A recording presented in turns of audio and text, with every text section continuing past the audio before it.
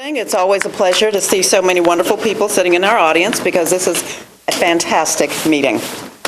So what we will do before we start any of the fun, we will go ahead and do we've established a quorum, but we're going to go ahead and do the Pledge of Allegiance. Mr. Henson, would you lead us in the pledge this evening, please? I know, she just...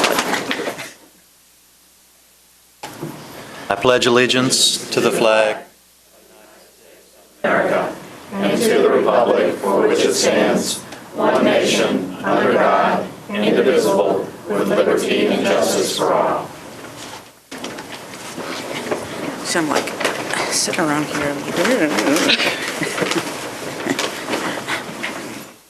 You haven't noticed I have a few things under my feet that are kind of getting in my way. So before we move ahead, we want to do a recognition of our student board members who are here tonight. They have, with some great dignity, put up with our antics over the last 2 years, and we are very appreciative of the both of you being here. And I know, Marquetta, you've graduated. Congratulations. Where are you headed? I'm going to Middle Tennessee State University. Awesome. And Aiken?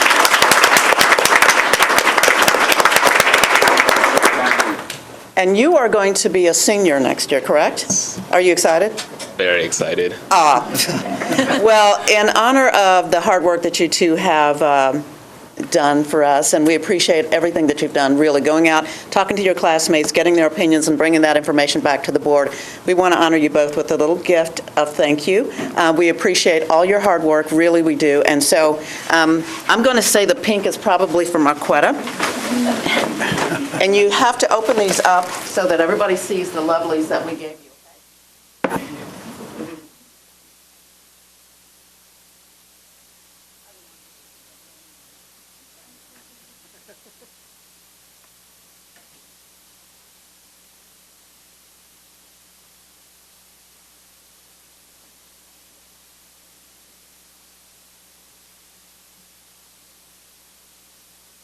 You guys, act like it's Christmas. Rip it apart.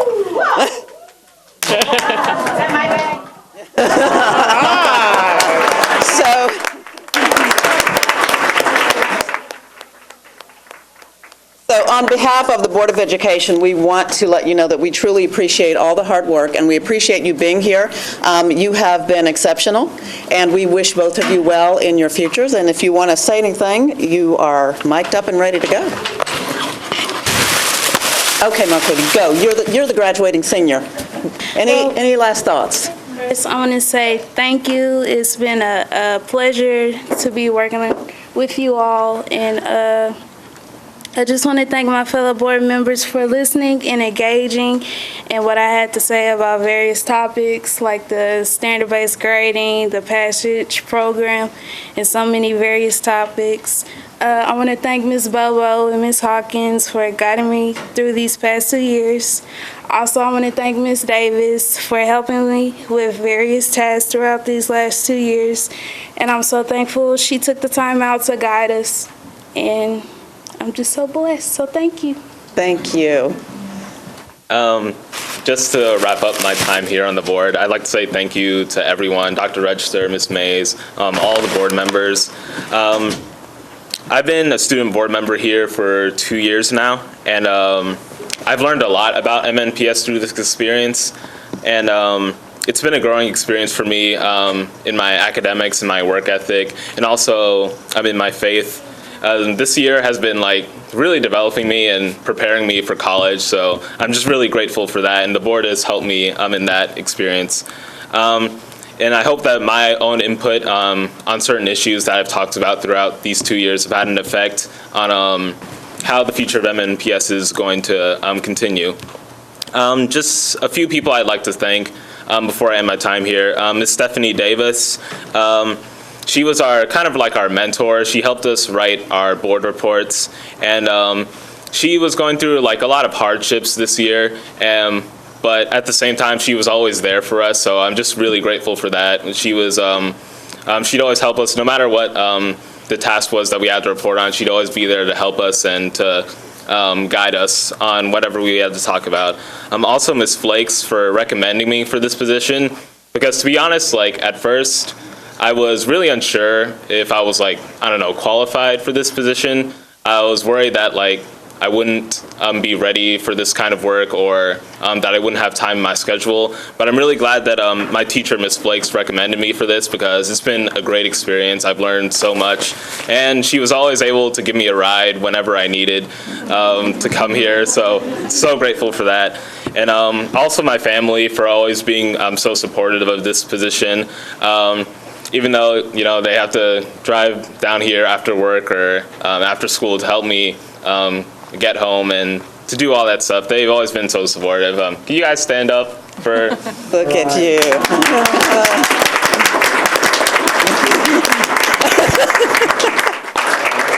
My brother Joshua and my sister Com recording. They've always been so supportive of this position. I just thank them for that. I know all these thank yous sound like an award show, but really, each and every person that I've thanked so far absolutely deserves it for being there for me and for always being so supportive. So just once again, thank you for this position, for the iPad, which is awesome. And I'm excited to see for what the future of MNPS holds. So thank you. Thank you. And Dr. Register, any final words? Yes, thank you so much for participating. Your voice means a lot to us, listening to you, and I'll be very short and just say that we're very proud of each of you. We wish you the very best. You'll be with us next year in the district anyway, but we certainly wish you the best at MTSU in physical therapy, I believe. Great major, great area to work in, and we look forward to hearing great things about you in the future. We're very proud of you. Thank you for doing this for 2 years. Thank you guys so much.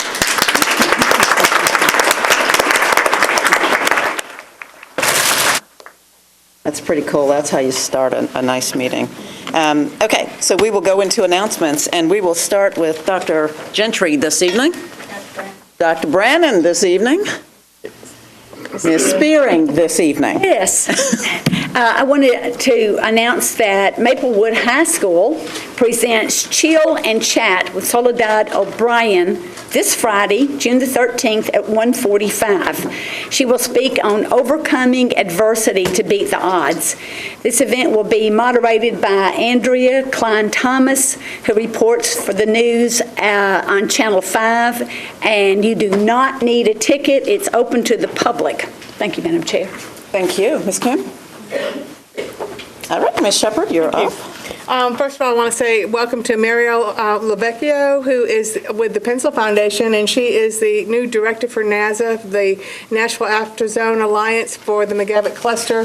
NASA is new to the McGavitt Cluster this coming up year, and I have had a meeting with Mariel, and she's very well qualified for this position. I really look forward to working with her. And I also want to say a thank you to the Nashville Area Chamber of Commerce, MNEA, and the Urban League for sponsoring a series of forums for the school board races that are coming up in August. And this coming Thursday is the forum for my district, District 4, so I invite anyone at all to come out to hear the forum on this coming Thursday. Lastly, the Nashville Emerging Leaders this week awarded a coveted Impact Award to our own Dr. Jesse Register. The annual Impact Award honors a community leader who is having a positive effect on the local young professionals in terms of leadership and professional development.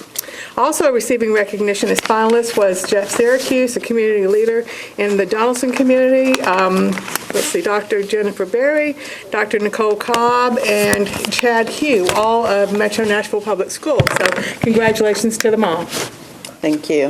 Mr. Pinkston? Nope. Mr. Hayes? Ms. Frogue? Yes. Up all of our, updating all of our policies. We have set 2 more policy governance meetings coming up. One is going to be on June 23rd at 5 o'clock here at the boardroom. The other, for those of you who like to get up early, is going to be at 7 o'clock Yes. On July 7th at the Martin Center, and that will be a meeting only on our agenda planning. Perfect. Thank you. And I just have a couple of announcements. I wanted to also follow up on the The school board candidate forums that Ms. Shepherd just mentioned, again, she said District 4 is going to be on Thursday, June 12th, which is this week. District 6, my glorious district, is going to be on Monday, June 16th, and June 17th will be District 2. That will be Dr. Brandon's district. So they all start at 5:30. If you guys want to come out, please feel free to. You'll get some up-close and personal views of what's going on in and around the school board races. Also, wanted to thank MNEA nominated our Board of Education for a Friend of Education Award for the state of Tennessee, and we won. So this was presented, Dr. Brennan and I accepted this award about a week and a half ago now. It's a Friend of Education Award for the entire state of Tennessee, presented to us by the Tennessee Education Association. And I wanted to bring it tonight so that everybody could see it. And I'll just read it, because I'm sure you can't from there. Presented to Metropolitan Nashville Public Schools Board of Education for commitment to public service and continued support for quality public schools. Tennessee Education Association, May 30th, 2014. So that's a pretty awesome award. One other little tidbit. During that awards presentation, I was sort of surprised that I didn't know something about my colleague, Dr. Brannon.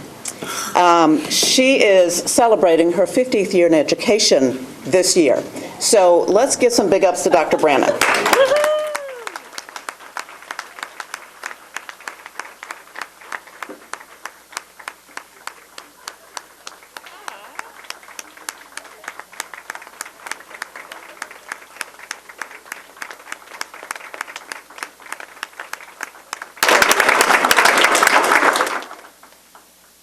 And so she thought she was going to get away without me saying anything, or actually she didn't know I was going to say anything, but that is a huge accomplishment. To be that committed to education for that long is a fantastic accomplishment. So, Dr. Brennan, I'll give you a second if you want to say something. I'm sure you were totally not expecting that, so.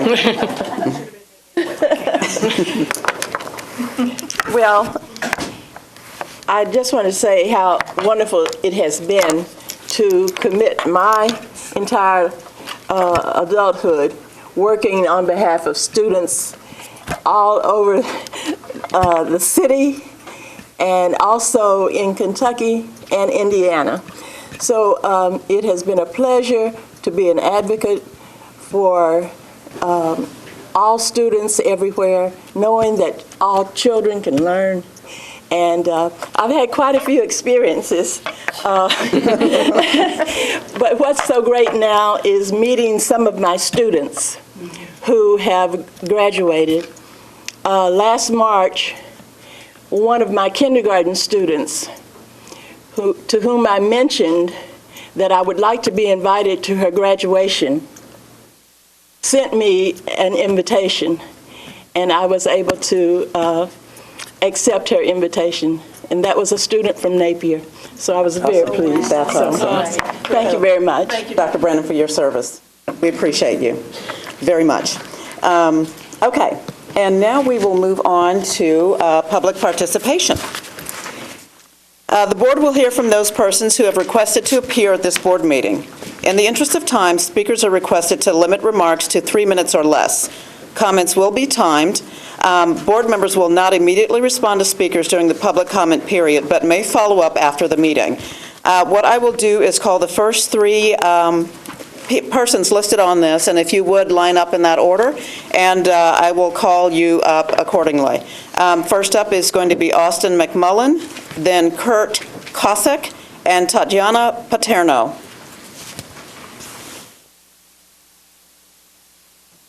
Go ahead. Hello, I'm Austin McMullen. My wife Kelly and I have a rising 3rd grader at Percy Priest Elementary, and we have a 4-year-old daughter who we hope will also be able to complete her elementary school at Percy Priest.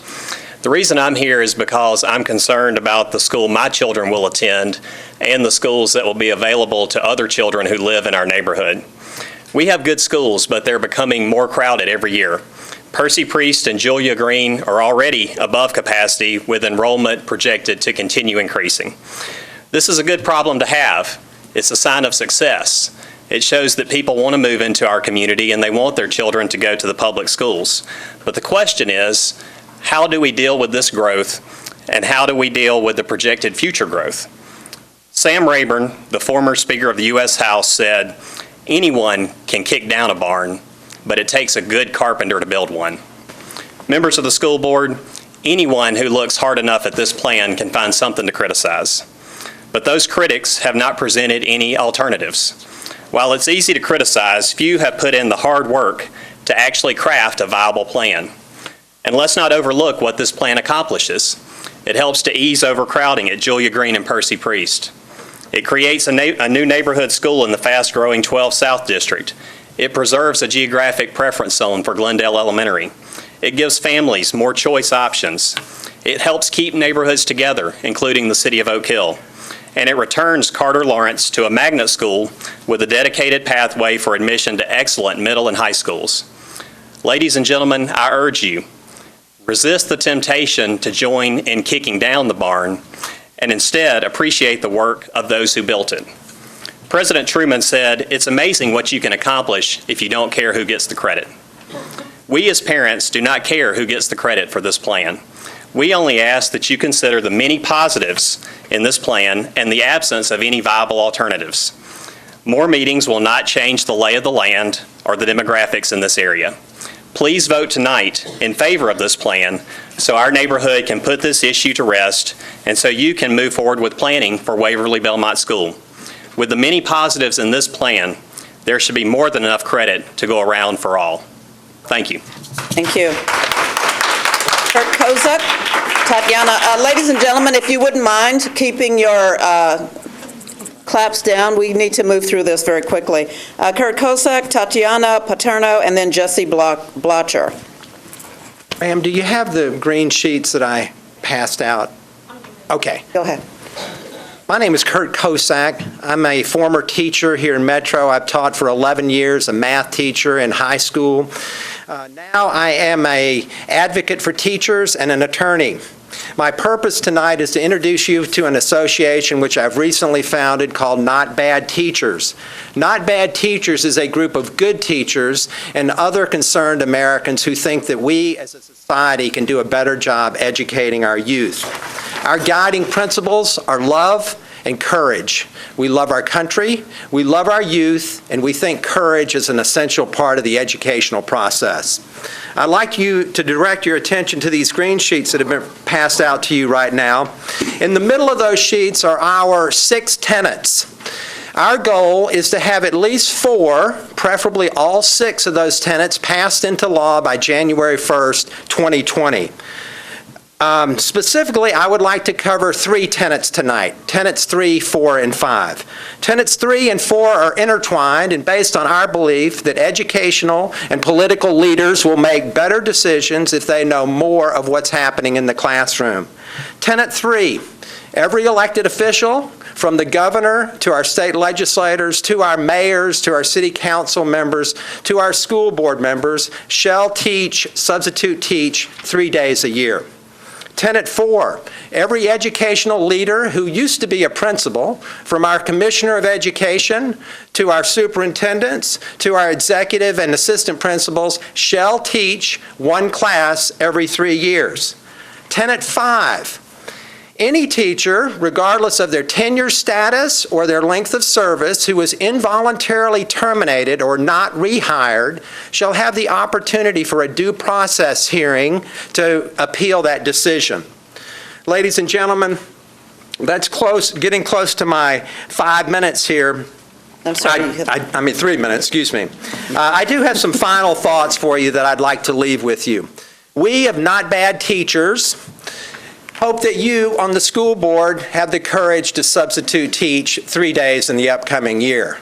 We hope that our superintendent and many of his administrators have the courage to teach a class in the upcoming year. And we hope all of you have the courage to end this egregious and capricious system in which one person, an executive principal, has the unilateral power to terminate a teacher's job and in many respects have a profoundly negative impact on that teacher's career. Thank you. Thank you, Mr. Kosak. Ms. Paterno, followed by Jesse Blocher, and then Dr. Elizabeth Zeichmeister. And I so apologize if I'm butchering any names. Ms. Paterno? Thank you. Hi, my name is Tatiana Paterno, and I'm from the 4N neighborhood, as it has become known in the Waverly-Belmont rezoning.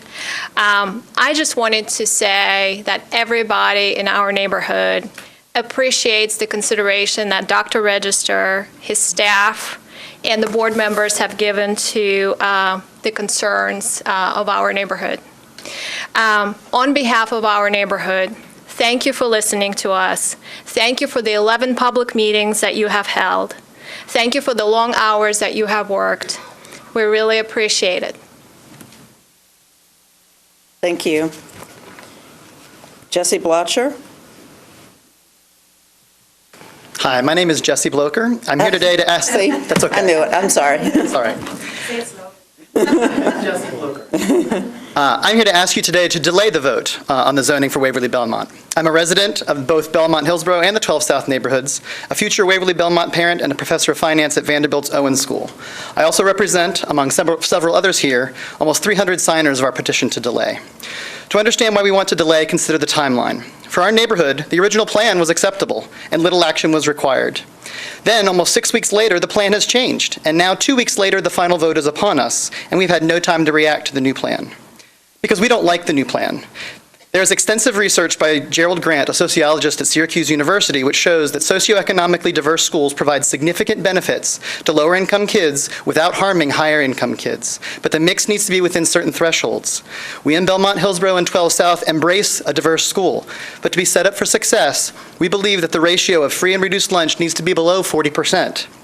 I've provided documentation of this to the superintendent's office using data both from Metro Nashville Public Schools and outside the state. The original plan was within these guidelines. The current plan is not.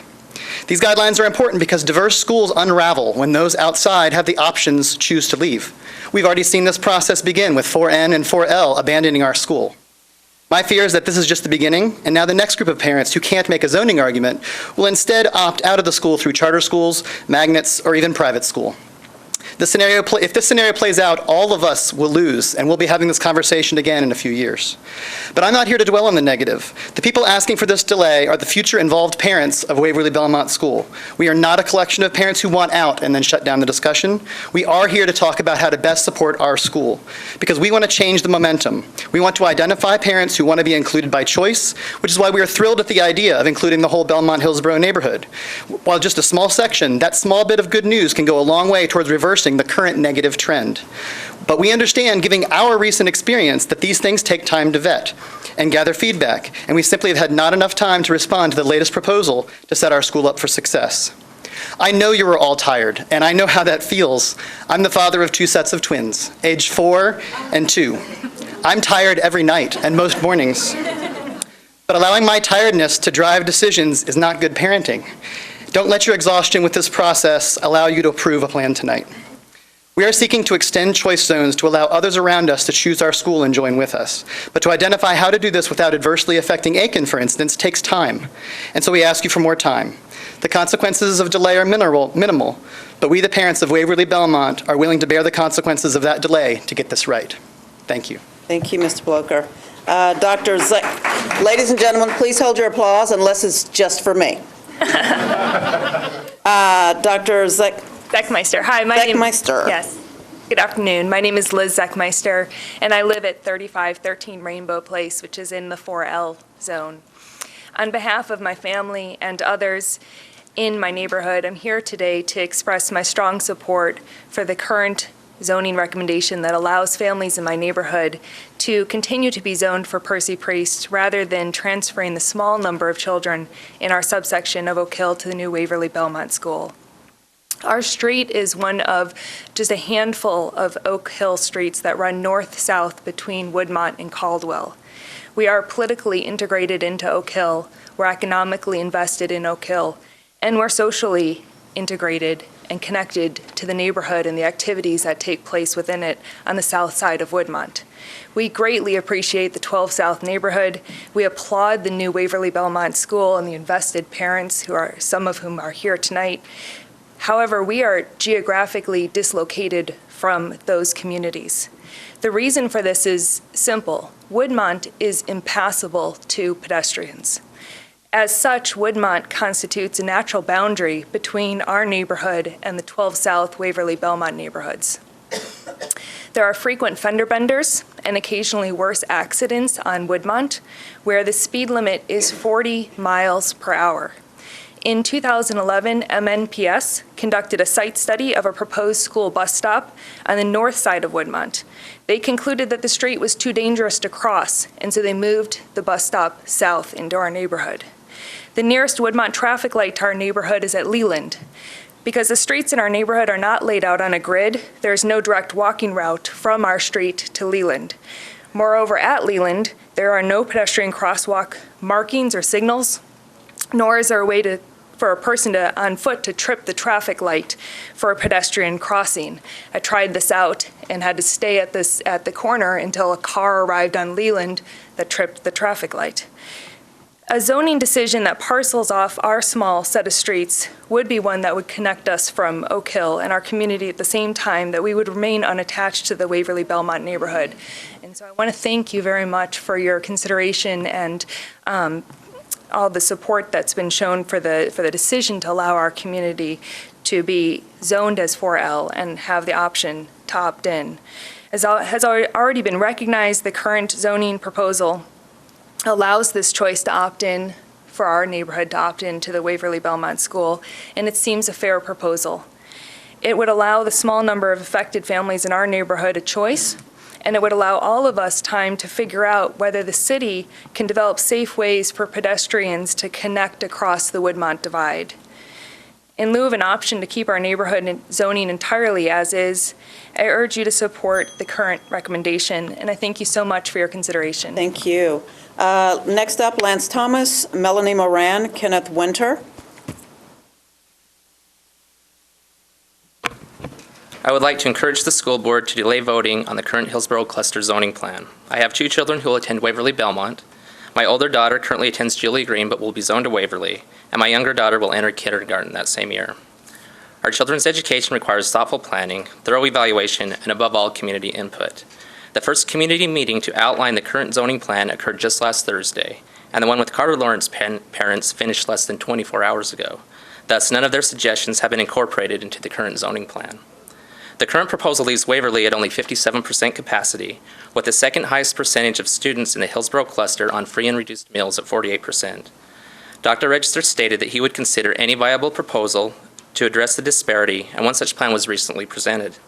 Under the current zoning plan, the Belmont-Hillsborough neighborhood is divided between Aiken and Waverly, and several residents have expressed interest in removing this artificial division to unite the neighborhood under a single school.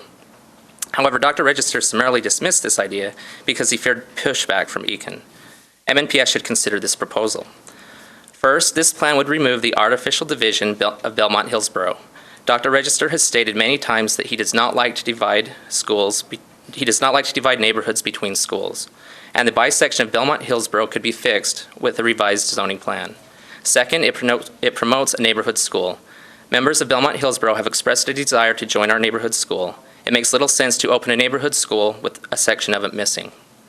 Third, it would increase the number of engaged parents at Waverly. Under the current plan, only 46% of the seats at Waverly are drawn from the neighborhood, and with 116 of those students likely to remain at Julie Green or Percy Priest through grandfathering, this number could plummet to 167 students in grades K through 4. Belmont-Hillsborough Neighbors is one of the oldest neighborhood associations in Nashville. Our nascent school would greatly benefit from their ability to organize and their long-standing commitment to improving the community. Finally, up to this point, zoning has been all about leaving Waverly Belmont. We now have a group of parents that wish for their children to attend. Including these families would give Waverly positive momentum going forward and helps remove the stigma that it is the leftovers of more popular schools.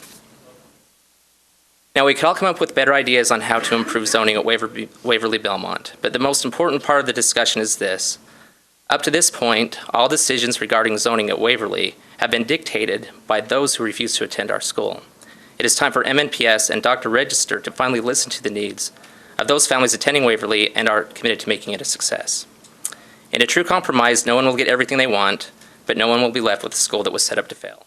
Please delay the vote. Thank you. Thank you, Mr. Thomas. Ms. Moran, followed by Mr. Winter, and then Laura Swanson. My name is Melanie Moran. My son will be in the first kindergarten class at Waverly Belmont. I've been a resident of 12 South for 11 years and have watched its dramatic growth and change over that time. The most dramatic change, and the one that I'm most excited about, is the opening of this new neighborhood school. For while our community has changed, some of the best things about it have not. That sense of community, diversity, and a real commitment to neighborhood, all of which align perfectly with supporting a vibrant neighborhood school. I'm here tonight to request the board and Dr. Register's consideration of two primary points: delaying the vote on zoning, as my neighbors have argued for, and launching a thorough examination of including our Belmont Hillsborough neighbors as part of a choice zone for Waverly Belmont. I think our new neighborhood school has the potential to become one of, if not the best public school in Nashville. Waverly Belmont has the right ingredients for success: a commitment from the district to invest in the school's leadership, teachers, and resources, aligned with a progressive, though not fully developed yet, program of education, and a potentially highly engaged group of parents. But from where we sit as parents tonight, we are feeling rushed and driven by the need for an answer rather than the right answer. We have the chance to get this right, and at the same time we run the risk of knocking this school off track before it opens its doors. I appreciate that there have been many meetings about Waverly Belmont. I also recognize and appreciate Dr. Register and my neighbors in Percy Priest and Sylvan Park, or Julia Green's school, to also move forward and put this to bed. But let's be sure all options have been thoroughly considered and that the parents are committed to Waverly Belmont have a seat at the table. The parents who are unhappy with the previous plan, which we had supported, which again explains why we weren't involved in those discussions, have been heard and their concerns have been addressed. It's now our turn. We've had just 2 weeks to react to this new plan and to offer alternatives. Second, I strongly support opening up Waverly Belmont as a choice option for students in the area bounded by 21st Avenue South, our Belmont Hillsborough neighbors. They want to be part of our school, and we want them to be part of our school. Belmont Hillsborough and 12 South neighborhood associations are closely aligned and have a proven track record of working together to get things done and bring about positive change in our community. They would be a remarkable force when aligned to support this new school. Members of this board have been effective advocates for choice, and Dr. Register is an advocate for choice, and we are advocates for choice. Please consider opening the Belmont Hillsborough neighborhood up as a choice zone for Waverly Belmont. Together, we'll be able to accomplish in months what otherwise may take decades. Thanks. Thank you, Ms. Moran. Kenneth Winter, followed by Laura Swanson, and then Rick Marsh. I'm Ken Winter, founding director of the 12 South Neighbors and president of the Friends of Sevier Park. I'd like to recognize our working group of 3 weeks. 3 weeks because we weren't informed of the new plan until 3 weeks ago. Before the 1935 Waverly Belmont School was the 1910 Clemens Elementary, the civic anchor of the emerging Waverly Belmont neighborhood. The other cornerstones of this complete, walkable community were the affordable bungalows and folk Victorians, the 12th Avenue dry goods stores, a blacksmith office, local employment, the 1900 Baptist and 1906 Methodist churches, and the 10th Avenue tram, all new speech. The center of this neighborhood was and is Carruthers Avenue, the southern border of the soon-to-be reopened Waverly Belmont School. On Carruthers are rare pre-1900 houses and the 1906 church across the street from Waverly Belmont School. Within 200 yards are the repurposed stores, the 1900 church, and vintage homes. Missing only is Clemens School, which was integrated by Pastor Kelly Miller Smith and his daughter Joy in the 60s. Waverly Belmont School and Carruthers Avenue are threatened. From happy hour to 3 a.m. tavern commotion, gentrifying high-rise apartments overlooking your playground, and inordinate destination development. Oddly, even the new redistricting plan and the school physical plant raise questions about school viability, about green space loss, about child safety, about community access and congestion. My suggestions: solve redistricting to complement the historic Waverly-Belmont community and its natural historic enthusiasm for public education. 2, excite and involve parents. 3, promote representative, enlightening diversity. And finally, oppose commercial intrusion, especially the shared parking for impaired drivers. Impaired is putting it nicely. Finally, I would like to say, as a postscript, just yesterday a proposal emerged from, not from new people to our working group, about. I'm sorry, Mr. Winter, that's all the time that you have. Okay, subtracting the north of Wedgewood section. Thank you. Laura Swanson, followed by Rick Marsh, followed by Scott Greenwood. Hi, I'm Laura Swanson. I live in the Belmont-Hillsborough neighborhood. Both of my children attended Aiken. My son just recently graduated from Aiken. He will be at West End Middle next year. My daughter is at Hillsborough High School going into the 10th grade. I understand the difficulty with creating a zoning plan in our cluster, and I appreciate the time that MNPS staff have created and explained the plan to the public. But I don't support the plan because I feel it's full of inconsistency and division. The plan divides the cluster into 2 models, one on the south side of Woodmont that includes Julia Green and Percy Priest schools, that creates schools based upon proximity and neighborhood. Even the magnet on this side of the cluster retains a GPZ where 80% of the emission comes from the surrounding, largely non-diverse neighborhood. The schools have low diversity levels and remain overcrowded. The second model is for schools north of Woodmont, including Aiken and the new school Waverly-Belmont. That model is based partially on proximity and neighborhood and partially on goals of diversity. To achieve the goals of the second model, neighborhoods are split in awkward ways, most notably the Edge Hill community, where the Edge Hill Apartments is split right down the middle. This was discussed at length last night in the meeting. Half the kids must get on a bus and drive past the magnet school Carter Lawrence, which sits across the street from their homes, and travel to another school, which is difficult for many parents to access. I understand that these families may apply for the lottery, and we talked about that last night, and they have open slots today, but what happens when the school is full? Under this plan, busing children from Edge Hill out of the neighborhood is necessary to achieve MNPS diversity goals. But is this the best option for these particular students? Are students who live in Edge Hill performing substantially better at the schools where they are bused? I personally support the concept of creating diverse schools, but only if zoning benefits every student involved. The value of children from different backgrounds learning and growing together in a classroom cannot be shown in the state report card, the way that you can show test scores. But parents in the larger community have been trained to look at test scores as the measure of a school's success. And you have a gap right now in our cluster in achievement between your diverse and non-diverse schools. And you have a gap between students within those schools. And I believe this is related to flawed resource distribution, which is not improved or even discussed in this plan. Federal, state, and city funding policy isn't designed to offer additional resources right now to schools of plurality. Thus, I'm afraid under this plan, we're going to end up with a cluster where some schools have adequate resources and others lack resources. Highly diversified learning environments equal more needed resources in our classroom.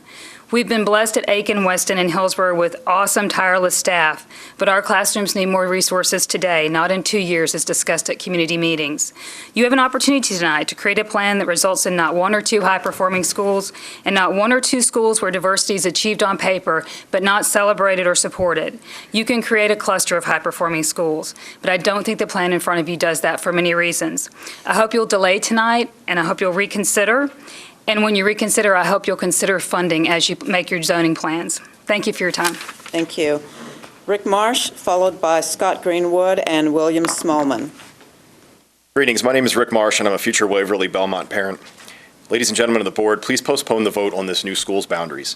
I've attended many of the meetings about this school thus far, and I appreciate that they've been held.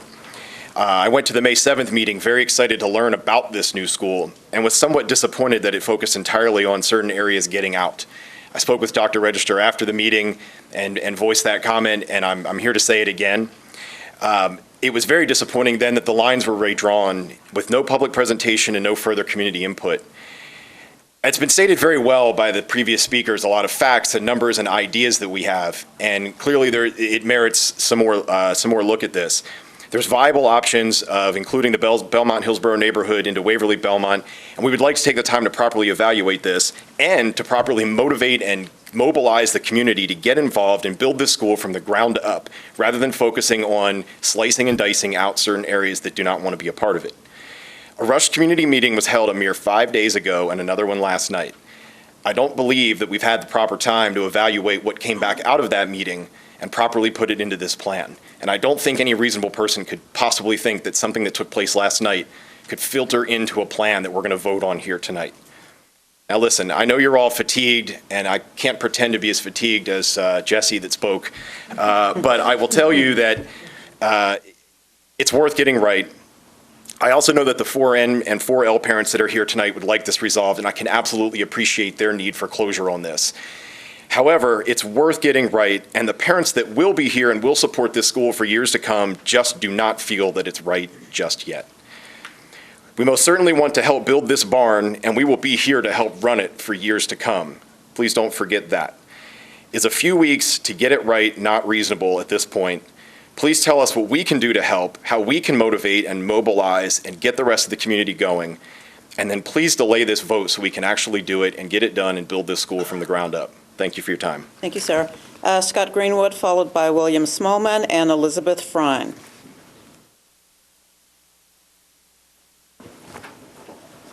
I thought you were just coming to join us at the board table.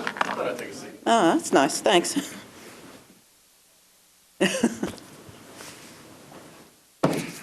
Thank you for our time to address you guys. I really appreciate that and the forum to do so. I'm a Nashville native, which is a rare thing these days, I feel like, and a product of both private and public schooling. We have 3 young boys under the age of 4 and live in the neighborhood surrounding Waverly Belmont.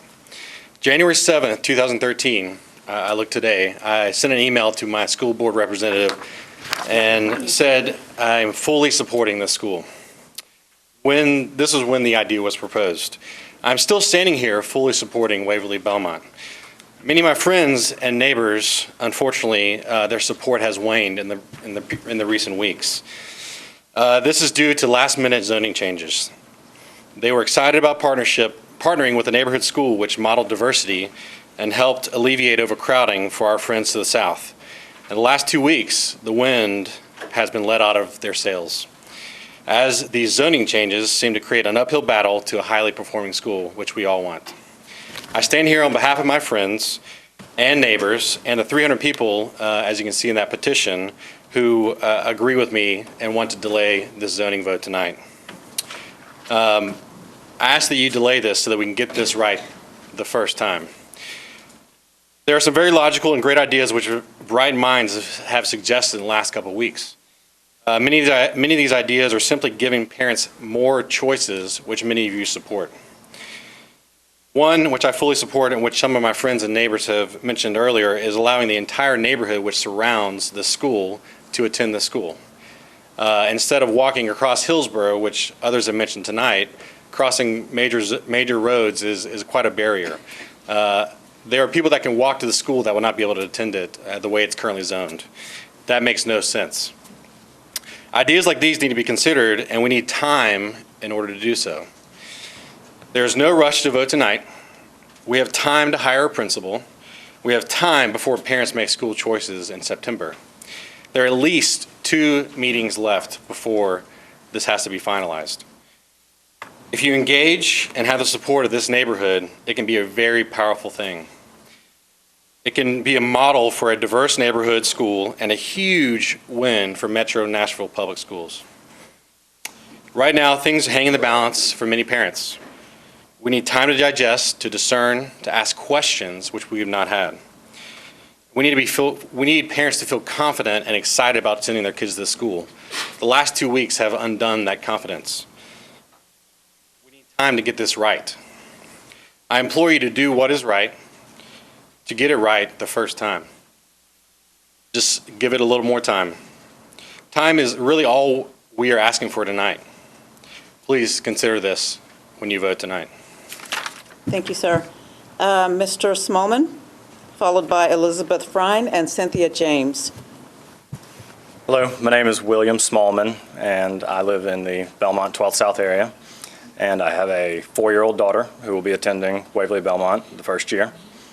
First off, I want to say thank you for everybody for coming, all of you. It's interesting to hear all the input and having it be so diverse and different. One thing that stands out, and this wasn't part of my speech, but is to listen to everybody from the Waverly Belmont area. Nobody's come up here and said, we like this plan exactly like it is, for the people that want to attend this school. And I feel like there should at least be a group of the people going to the school that want the plan that you're creating. So that being said, I do think delaying the vote is something that needs to be done. I think we need time to process the new plan that it is and to get people on board with it before we force it on the people that will be going to the school. Second, I do believe extending the zone to include the entire neighborhood, like that has been echoed by everybody else, all the way to 21st, and to allow our entire neighborhood to be part of this and to support it. That, and then just to follow up with the petitions, there's a projection that I believe 340 students will be going to Waverly Belmont. There are over 290 people that have signed this petition asking for time. That's almost one per student. I don't feel like that is a very good balance to have that many people thinking we need more time. To sum it up, I believe we need more time to make sure that this is the plan that works for our school. And I believe including everybody that wants to be part of this school, not the people that don't, but the people that want to be into it, should be looked into. And I just ask you for your consideration for that. Thank you, sir. Elizabeth, is it Frine or Frayne? I got it right. Elizabeth Frine, Cynthia James, followed by Deborah Ray Smith, and then finally Paul Bryant. Good evening, school board members and Dr. Register. My name is Elizabeth Frine, and I'm an Aiken parent. Tonight I ask that you not approve the proposed zoning plan for a number of reasons, but mostly because I believe that Nashville Public Schools can do better than the proposed plan. Over the 3 years that Dr. Register has been in office, he and his staff have brought some innovative changes to our district, recruited new talent, increasing pre-K offerings, implementing Common Core standards. They also approved a diversity plan. Dr. Register has stated that our diversity plan is cutting edge for the entire country and nationally recognized. But this proposed zoning does not reflect the goals of the MNPS diversity plan. And a diversity plan not being put into action is just talk. I believe that we can make all of our schools in the Hillsborough cluster diverse. In fact, our cluster is your best shot at successfully implementing this diversity plan because of its rich variation in economics, race, language, and special needs across the cluster. We can do better.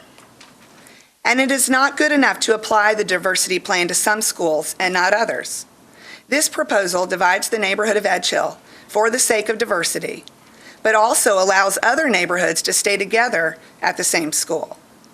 Edge Hill is divided into 2 zoned schools, but then is further divided by offering the neighborhood choice of Carter Lawrence to half of Edge Hill and not to the other half.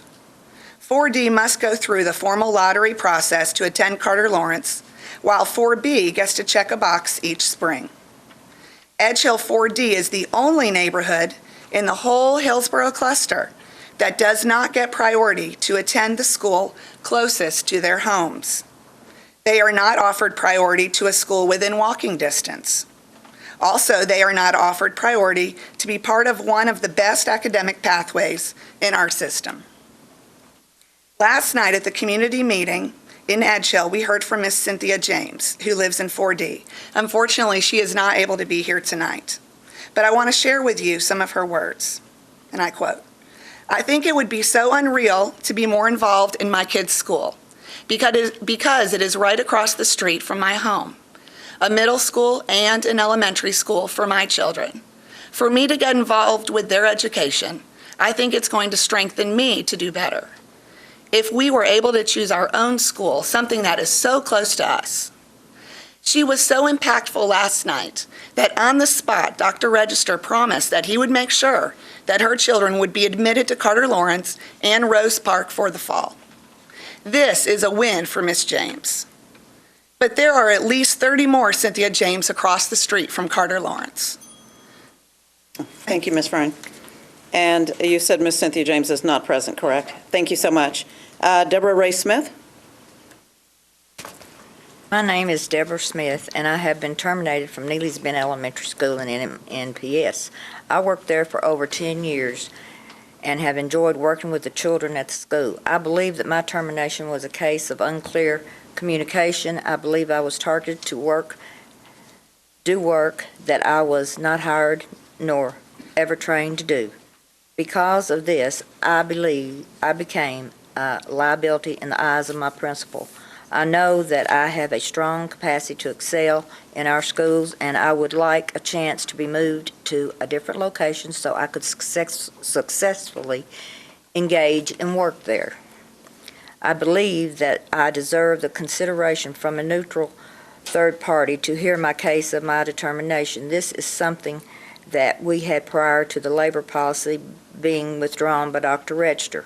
I am appealing to you as our elected officials to be that third party for support staff just as you are for teachers. If you want us to be treated all the same, then treat us all the same. Thank you. Thank you, ma'am. Paul Bryant?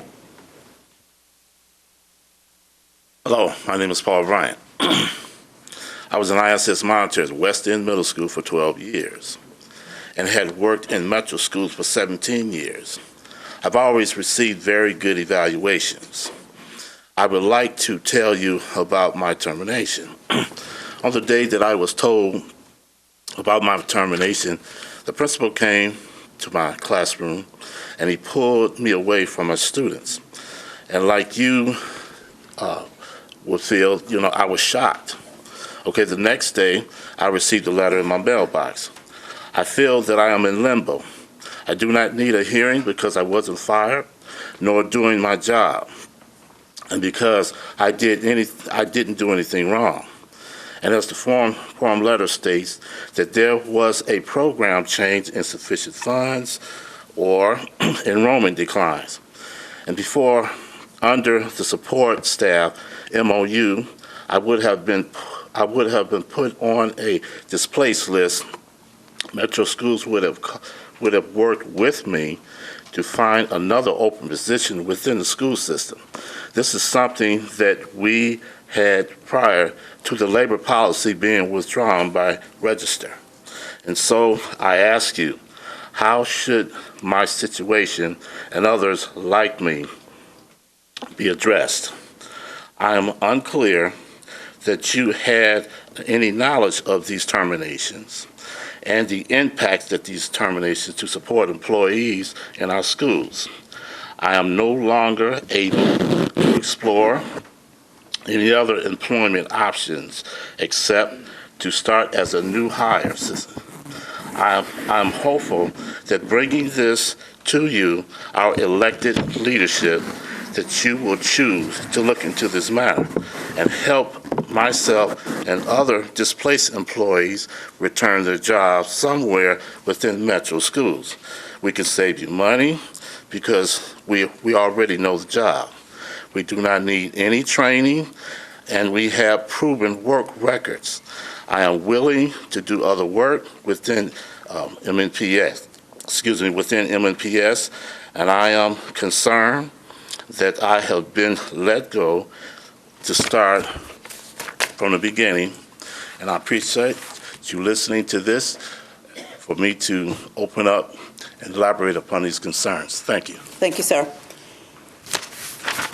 And having completed that, we will move into the consent agenda. Ms. Shepherd. Thank you. The consent agenda is as reads. A, approval of minutes, 5/13/2014 regular meeting. B, recommended award of contract for Stratford High School renovations, Messer Construction Company. C, recommend approval of change order number 1 for Joel's Middle School additions and renovations, Southland Constructors, LLC. D, recommend approval of change order number 4 for Rose Park Middle School renovations, Messer Construction Company. E, recommend approval of change order number 5 for Rose Park Middle School renovations, Messer Construction Company. F, recommend approval of change order number 1 for Norman Binkley Elementary School additions and renovations, Orion Building Corporation. G, recommend approval of change order number 2 for the contract for asbestos abatement services, Levi Industrial Contractors, Inc. H, recommend approval of supplement number 1 for New Goodlettsville Middle School, joint venture Artifice Gresham Smith and Partners. I, recommend approval of supplement number 1 for Granbury Elementary School additions, Atkinson and Associates Architects, Inc. J, recommend approval of request number 7 for district-wide maintenance, repairs, and general construction, library renovations at Apollo and DuPont Tyler Middle Schools, Southland Constructors, LLC. K, recommend approval of request number 8 for district-wide maintenance, repairs, and general constructions, cafeteria alterations at DuPont Tyler Middle School, Southland Constructors, LLC. L, recommend approval of request number 9 for asbestos abatement services, Goodlettsville Middle School, Levi Industrial Contractors, Inc. M, recommend approval of request number 1 for bus training lot resurfacing at Antioch Middle School, BAC Paving Company. N, recommend approval of lease agreement for Cameron College Prep Charter School's use of the Cameron Middle School building. O, recommend approval of lease amendment for Nashville Prep Charter School's use of space in the McCann School building. P, recommend approval of lease amendment for Lipscomb University's use of space in the Stokes building. Q, awarding of bids of contracts and purchases. 1, American Alliance for Innovative Schools. 2, Apple Inc. 3, Avid Center. 4, Battelle for Kids. 5, Blackboard Inc. 6, CDW Government Inc. 7, CDW Government Inc. 8, CDW Government Inc. 9, CDW Government Inc. 10, Community Playthings. 11, Compass Learning. 12, Conexion Americas. 13, Dell Marketing LP. 14, Discovery Education Inc. 15, Education Networks of America. 16, Exhibit Shop. 17, Florida Virtual School. 18, Gertman and Associates Inc. 19, Global Education Center. 20, Greenwood Publishing doing business as Heinemann. 21, Harbinger Knowledge Products Inc. 22, Herf Jones Inc. doing business as Herf Jones / Nystrom. 23, Interior Design Services Inc. 24, Novation Inc. 25, Leonard Stevens Consulting. 26, Lipscomb University. 27, Metropolitan Nashville Police Department. 28, Mid-South Bus Center Inc. 29, Mid-South Bus Center Inc. 30, Plant the Seed. 31, Renaissance Learning Inc. 32, Rush Trunk Centers Inc. 33, Constructors Inc. 34, SDF Professional Computers doing business as SII Computers. 35, Southern Word Inc. 36, Teaching Strategies LLC. 37, Vanderbilt University. 38, Vanderbilt University Peabody Research Institute. Recommended approval of request for compulsory attendance waiver, and S, consolidated application approval for IDA/ESEA. Madam Chair, I move that the consent agenda be approved as read. Is there a second? Motion's been made and properly second. Any discussion? O from the consent agenda.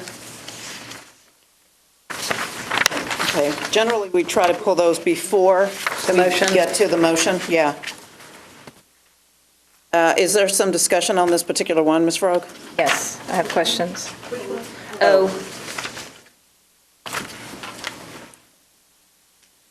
Go ahead. Okay, actually, I have some questions for Dr. Coverstone about this. So this appears just to be a... Dr. Coverstone, could you come to the podium, please? Sorry. This appears just to be a... O is the recommended approval of lease amendment for Nashville Prep Charter Schools, use of space in the McCann School building. Okay, this appears just to be an increase in the lease price for the current Nashville Prep school's location. But I did have some questions. I wanted to better understand this contract, and also we had some discussion about a contract that we approved to merge Liberty Collegiate and Nashville Prep a few meetings ago. And I realized after the meeting, we voted that through, but I realized after the meeting that I don't fully understand the process in those cases. And so I wanted to kind of revisit that. So I guess my first question on the Nashville Prep contract that we discussed, it appeared that we approved an amendment,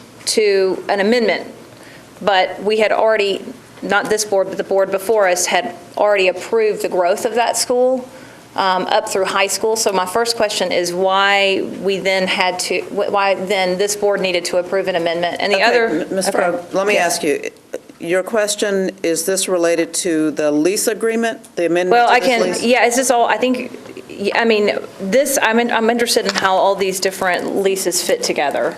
Okay. And the merger fits in. So that's my question. So what do we, so if you could explain what O is, and then also help me understand the merger that we approved a few meetings ago and the process for that. The lease doesn't have anything to do with the merger. Okay. The lease, they increased the amount of space they were using in the McCann building. Okay. So this lease, the amendment was just to increase the space, and it's for the next year. And it's for the existing middle school? For the existing middle school. Okay. Also, in each of the leases, the square foot cost increased by 2%. The leases each go up 2% annually. And so that's, on most all these lease amendments, we're increasing the lease rate by 2%. Okay. And a couple of them increase the amount of area they're used. So my question is, so when we approved the merger, but we also had to vote an amendment through that appeared to have already, what we voted through appeared to have already been approved? That's my confusion. Okay, well, let me just reiterate, it has nothing to do with the lease. Okay. Okay, so hold on. Way. All right, let's talk about this lease, because this is what this is about. If there are no issues with this lease, we've got a motion on the table to approve this, and then we can talk about yours a little bit later in this agenda. Okay. Is that okay? That's great. Okay, so do you have any issues with this particular item being on this agenda? No. Okay, so we have a motion on the table, we have a second. Any further discussion? All in favor of approving the consent agenda as it is, please say aye. Aye. Any opposed? Thank you. Okay, so just to make sure, Ms. Ferg, we'll talk about your. We've got on the agenda charter school approval process. Let's use that area to talk about what your concerns are. Okay. Okay. So we'll move on next to approval of zoning recommendation for the new elementary school at Waverly Belmont. Dr. Register. Madam Chair, I want to appreciate the public participation tonight. I heard different points of view. Over the last few weeks, we've tried to listen and respond to those different points of view. We've had 6 community meetings, and I've had a total of 11 meetings with different constituents representing different points of view, and with board members who represent those areas under consideration. We think that we have properly received public input. We think that this is a good plan. We have made modifications as late as last week to the plan, and there's no perfect plan. And I'll say that as a veteran of having done 3 school system mergers and developed countywide zoning plans, it's extremely difficult to, if not impossible, to really find consensus. Everybody has their own point of view based on where they live and how they're affected. I do think that the plan that's presented is a very good plan for the development of a Waverly Belmont community school and an option to attract students to that school. I believe it meets the goal that we had of reducing overcrowding in 2 of the elementary schools. It is a zone plan with priority zone choice options for parents. I also believe that the Carter Lawrence proposal is a very viable one. When Carter Lawrence was a no-zone charter school, the diversity at that school was 65%. It's up to 91% now. I think there can be some reversal as we open up additional seats to that school. I'm going to ask Mr. Weber to present the specifics very concisely to you for the plan. You have a copy here. I know there are some copies on the table back there if people in the community have not had an opportunity to look at this. Chris Weber, would you like to start? Hey, there's copies here if anybody in the audience. Hold on, Mr. Weber. I'm sorry, what? Mr. I'd like President? to make a motion that we defer this decision pending additional public engagement with the neighborhoods that are most immediately affected. Can we get to Mr. Weber's introduction before we get to this motion? The motion will come. I promise you I will allow you to bring your motion, but I want to hear what Mr. Weber has to say before we entertain a motion. Mr. Weber. Okay, thank you. The plan that you all have received in front of you, as Dr. Register mentioned, is printed here, and there's plenty of copies for the audience if anyone would like them, and they're also posted on our website. The proposal that you have before you tonight is very similar to the proposal that you saw a few weeks ago that was presented in depth. So my presentation tonight will be relatively concise, and I'll simply walk you through the packet and the information that you have in front of you. This packet outlines the rationale and the justification for opening Waverly Belmont and the overcrowding situations at Julia Green and Percy Priest. If you flip past the introduction, you see two maps, and we have these large maps printed over here as well. The map you see on the left page is the current Hillsborough cluster map, and the map on the right titled Proposed Changes for 2015 is the current recommendations that we bring to you tonight. These are, as I said, they're relatively similar to the previous recommendations, and I will point out to you the one change that's different than what you saw previously that was discussed in depth. If you look at map area 4L, which was described as having a geographic preference to attend Waverly Belmont. After seeking input from the constituents, we have decided to expand that area of preference from Percy Priest to be further south, as far south as the Glendale geographic priority zone. What this does is this takes the preference from 40 students that was in the original 4L and adds about 80 students to that preference area. So it accomplishes two things. For one, it helps if families choose Waverly Belmont, which we believe they will. It helps through choice to alleviate overcrowding at Percy Priest. And second of all, it decreases the socioeconomic diversity, which has been expressed as a concern of the Waverly Belmont families. And so for those reasons, we bring to you this modified proposal. The proposal has each map area and each zoning area listed in it, as well as the demographics and diversity estimates that we've discussed previously. I don't intend to walk through all those fine details with you unless you would like for me to, and I would be glad to, or if you have specific questions, I'd be glad to answer those. Okay, now, Mr. Pinkston, I will entertain your motion. Thank you, Madam Chair. I guess before I start here, I'd be remiss if I didn't point out that, and by the way, the motion that I made, which I believe was properly seconded, is that we defer this decision pending additional public engagement with the neighborhoods that are most immediately affected. Okay, and let me go ahead and redo your. I second. Thank you. Go ahead, sir. Okay, so I'd be remiss if I didn't point out to the policy governance purists around town that, similar to our approval a few minutes ago of 57 contracts, this conversation veers afield from policy governance. Corporate boards would not be setting franchise boundaries, but here we are doing it because management wants political cover. I think it's unfortunate that we're trying to force this matter to a vote tonight after people have asked us repeatedly to slow down the process. As we saw from tonight's public participation, there's still considerable disagreement about this.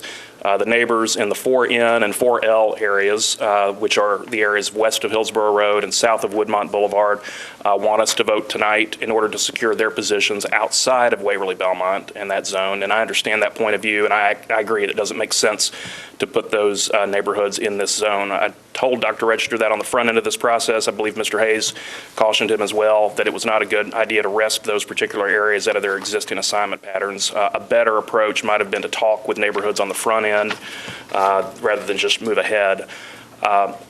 I think this Hunger Games approach to school zoning, which pits neighborhoods against one another, is really unhealthy. While the neighbors west of Hillsborough and south of Woodmont now are happy because they've been drawn out of the zone, the 12 South and Belmont Hillsborough neighborhoods that are most immediately affected by this decision. As we heard tonight, the people who are actually inside the zone have legitimate concerns and questions that we have not addressed. For anybody who has not been living with this process for the last 6 or 7 weeks, let me recap the major issues. The first one is lack of front-end input. There should have been a very intentional process to meet with all of the affected constituencies before any maps were produced to explain the problems we're facing and ask for input and ideas. I've been hearing these claims from the central office that we've had a dozen community meetings. I'm not sure what calculator we're using, but the zone lines were not unveiled until April 17th. That's 7 weeks ago. And what's not in dispute is this: pretty much everybody was taken off guard. And when people recoil like that, that's the surest sign that there was a failure of front-end communication. Public Engagement 101 just says we need to spend a lot more time framing issues and listening to people before doing anything else. Instead, it looks like we just tried to skip right to a solution, and now we've been spending weeks, going on months, trying to course correct. The second issue is, you heard tonight from public participation, splitting neighborhoods apart. On Thursday night in this room, there was a community meeting where representatives of the 12 South and Belmont Hillsborough neighborhoods raised excellent points and basically pleaded for more discussion, particularly around how to make Waverly Belmont an option for the entire Belmont Hillsborough neighborhood versus just splitting it down the middle, which is what this proposal contemplates. 5 days later, we're now considering forcing the matter to conclusion, basically ignoring those comments and concerns. The third issue, which we talked about at our last board meeting, is lack of diversity. Just a few weeks after the 60th anniversary of Brown versus Board of Education, and in the middle of our valedictory tour touting the much-hyped diversity management plan, we've now produced a proposal that actually goes backward in diversity at Julia Green and does nothing to promote change at Glendale and Percy Priest, which are 86% and 85% white, respectively. I understand that there are logistical challenges here, but let's not pretend that we're really committed to diversity and then turn around and allow these schools to go back to the 1950s. The fourth issue is this has been rushed, and for no apparent reason. Dr. Register, as it's been noted, had the final community meeting in the Edge Hill neighborhood last night. We received a petition from that neighborhood at midnight last night, which I imagine none of us has had time to review yet. It's disingenuous to say we're listening to people, then turn around 24 hours later and try to force a vote. There's a lot of confusion out there. As recently as Friday, I got an email from the Social Action Committee of the Nashville Alumni Chapter of Delta Sigma Theta looking for more information and concurring with the idea of slowing down the process until more people really understand what's going on and why. I would add that Council Lady Berkeley Allen also made this request to us yesterday. She represents those areas, and I think it's reasonable under the circumstances. Bottom line, I'll stop. There's no need to force this tonight. As the parent of a rising kindergartner, I can assure you that prospective MNPS families are not making their decisions for fall 2015 until the November choice application deadline approaches. Even if we artificially backed up the timeline to the Choice Festival in September, that's still 3 months down the road. There's plenty of time to keep working with the neighborhoods to find a solution that everybody can feel ownership of. As one of the parents said, we only get one chance to bring a new school into existence, or in this case, back into existence after a 40-year hiatus. If we do this tonight and ignore the ideas and the suggestions of the surrounding neighborhoods, then we have unnecessarily created ill will, not to mention future public engagement challenges for the school and its leadership. There's a right way to do this and a wrong way. I'm advocating to do it the right way, even if it takes more time and is an inconvenience to the central office. So with that, I'd like to renew my motion, Madam Chair. The motion's been made and properly seconded. Is there any discussion? Ms. Spearing? Yes, I appreciate the parents who spoke tonight. And like all of our fellow board members, I've heard from a myriad of parents on the issue of rezoning in the Hillsborough cluster. Many of the parents, as we've heard tonight, have four of the same concerns. The process has been rushed, the lack of diversity, attending a neighborhood school or not being able to attend a neighborhood school, and splitting neighborhoods. I'm especially concerned with the angst that parents feel in 4D. Parents in 4B can send their children to Carter Lawrence, the neighborhood school right across the street, but residents in 4D are not allowed that same opportunity. I don't understand this delineation. We know as educators and as board members that parental involvement is key to student success. Yet we are willing to tell students who live right across the street from Carter Lawrence that they may not attend a neighborhood school. Also of concern to me is diversity. We can't use diversity as a priority when it suits our purposes, but then withdraw our commitment to diversity when times get tough. This is the time to adhere to our commitment for plurality school district. We tout that we're leading the way, but we're not leading the way with this plan. We cannot continue to separate our schools by race and economics. With this plan, Percy Priest and Julia Green will still be at 100% capacity, and they will be less diverse with this plan than they are now. People were upset 5 years ago when rezoning was impacted at Aiken Elementary and brought students on free and reduced lunches there up to 35%. But Aiken is a success story. And Carter Lawrence and Waverly Belmont and Percy Priest and Julia Green will continue to be success stories if we make the right decision. I guess there's only one plan before us tonight. The plan is not right for the success of our students. The plan that's before us. Metro Schools has a diversity task force, which consists of community members. The initial task force was created in January of 2008, 5.5 years ago. Has the diversity task force been privy to this information, and have they had a decision? Have they made a decision on their suggestions? Tonight, I disagree with creating a rezoning plan without consulting and working with our diversity task force. I disagree with discarding the diversity plan this board created when it suits our purposes to do so. And I disagree with rushing to approve a plan for a school year for a school that won't open for 13 months. I suggest that we solicit the involvement of our diversity task force, and that I would like to see it deferred tonight. Thank you. Any additional? Ms. Shepherd? Yes, thank you. My colleagues, I have read each and every email that's come across that we've received about this, and to be honest with you, I looked at all of them over the weekend and again today, and it's pretty much an even for and against. The very word rezoning is a power keg. It strikes fear in the hearts of every parent with a child in Metro Nashville Public Schools. As we grow as a district, we will hear that word more often. Some of our sister communities rezone almost every other year, and yet they do so without the gnashing of the teeth and the fanfare that we've had on this rezoning issue. And there is not a scenario that exists that's going to please each and every parent and each and every person in this district. It just can't happen. We will not please everybody all the time. This is a new school that we're creating here. It's a brand new school. It's not like we're closing a school to better evenly distribute the expenses. This is a brand new school. The possibilities are endless, to borrow a local jingle. It's going to be as good as every other school that we have in this district. So we need to be excited about this plan. We've had several community meetings around this plan. We went back to the drawing board, we made changes, and so we brought them again.